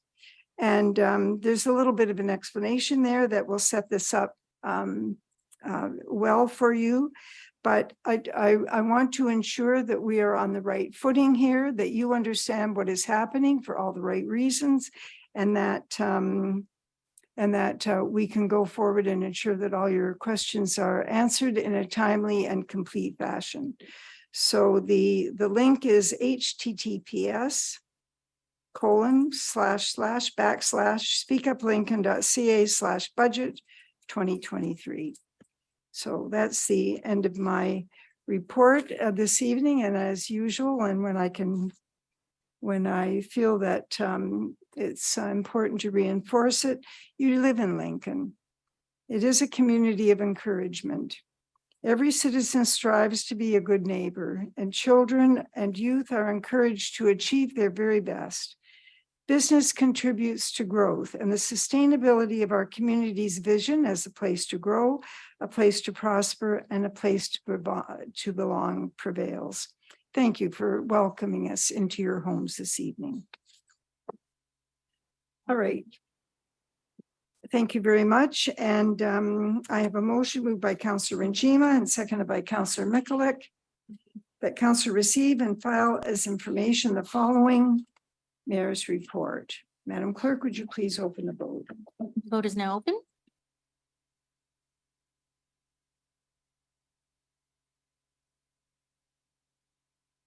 And I will close the vote. That carries, Madam Mayor. All right, thank you very much. We're at item number 16, which is confidential matters, which we have none this evening. And item 17 is a motion to approve bylaws. We have 3 bylaws for consideration today. And we will be considering bylaw 2023-31 separately due to the declared conflict by Councillor Reimer. All right, we have Councillor Russell with a question. Go ahead, Councillor. Thank you, Madam Mayor. Real quick, I wonder if we could also pull item 17.2 2023-30. And if I could speak to that separately when it comes up. 31? 30. Oh, 30. Okay. Right.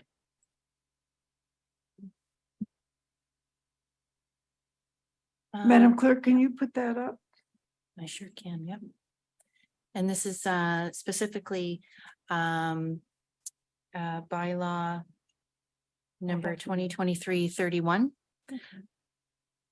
A bylaw to authorize the partial release of the terms and conditions of a site plan agreement executed under bylaw number 2021-80 Crossings Jordan Holdings Inc. Okay, go ahead, Councillor. Do you have a question on that? Beg your pardon? Oh, yes, 30, okay. If no other questions, Madam Mayor, we can put it to a vote. Yes. Thank you. And the vote is now open, councillors.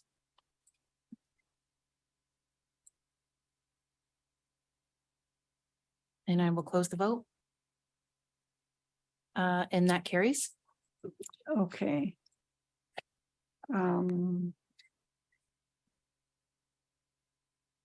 Madam Mayor, it looks like we're going to be voting on the other remaining bylaws separately.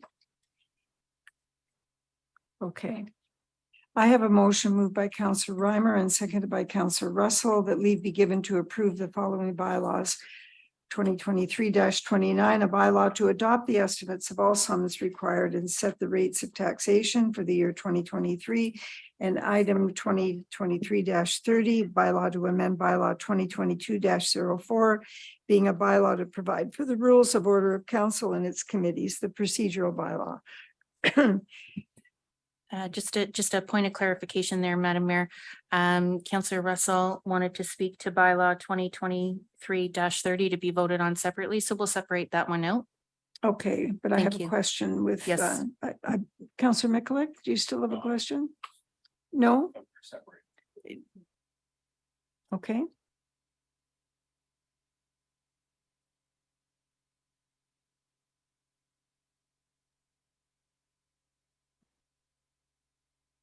Go ahead, Councillor Russell. Thank you, Madam Mayor. Through you to council, it's a point of clarification to make an amendment. After reviewing what was proposed, just wanted to make sure that we are allowing for all committees. So if we open up that bylaw, it's part 1 where it says meetings of council or their committees may be opened with a land acknowledgement where appropriate, so on and so forth. Just wanted to specify that we should be also allowing for advisory committees and boards should they feel it necessary. So I'd like to make an amendment there to say meetings of council, their standing committees or their advisory committees and boards may be open, so on and so forth. Just to Okay, give that allowance, if they want to and choose to, they're able to do so. right, and included in that, Councillor, would you, there's, or Madam Clerk, I'm sorry, is there an understanding that do all of the groups or will all of the groups understand that the land acknowledgement has to be one that has been pre-approved? That will be communicated to all of the committees, advisories and boards. Absolutely. Yes. Okay, thank you. Thank you very much, Councillor. I can put that amendment on the That would be great. floor. Absolutely. And this has been moved by Councillor Russell. Councillor Reimer, since your name was listed on the other previous one, are you okay to second that? Perfect. Okay, let me just put this up on the screen so everybody can see this particular one. And it's been highlighted there as amended in that particular clause in the bylaw, Madam Mayor. I can read out the full bylaw if you like. Go ahead. That leave be given to approve the following bylaw as amended 2023-30, a bylaw to amend bylaw 2022-04, being a bylaw to provide for the rules of order of council and its committees procedural bylaw. Specifically, land acknowledgement meetings of council, standing committees, advisories, and boards may be opened with a land acknowledgement where appropriate at the discretion of council and or committee. And this acknowledgement may be provided by any member of council staff or invited guests as appropriately determined. So it's just been slightly amended there and I can put it to the vote if there's no other Okay. question. Just one checking, some satisfactory to the councillor. Go ahead, yes. Okay, and I'll open the vote. And the vote is now open.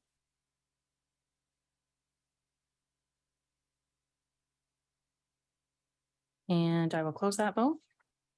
And that carries unanimously, Madam Mayor. Thank you. Okay, thank you. The motion is carried. And we have one more bylaw. Okay. We need a mover and seconder for, Yeah, sorry, Madam Mayor. I have a mayor. I have a mayor. I do have a mayor. It's Mary Easton. I do have a mover. It's Councillor Brunet, and we just need a seconder for that, Madam Mayor. okay, seconder, Councillor Councillor Timmers.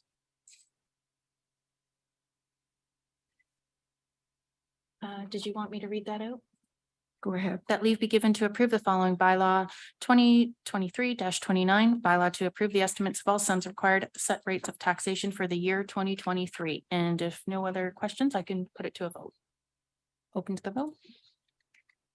And the vote is open.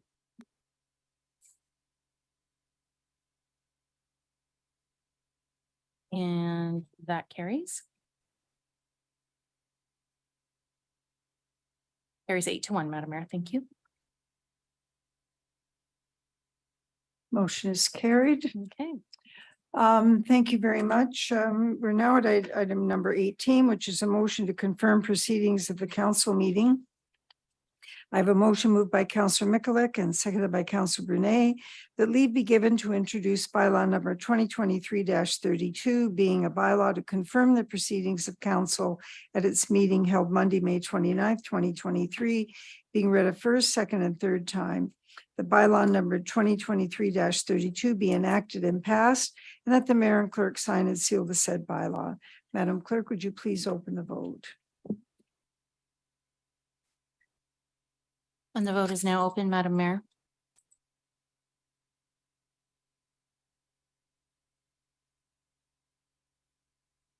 And I will close the vote.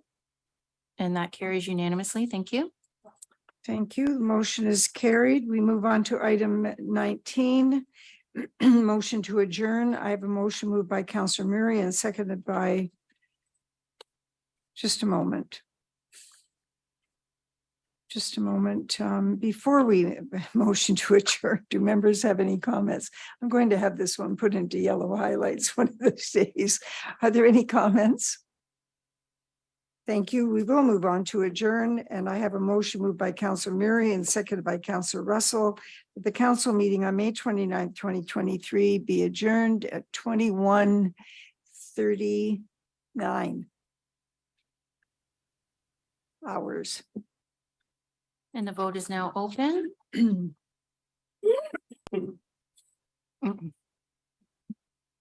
I will close the vote.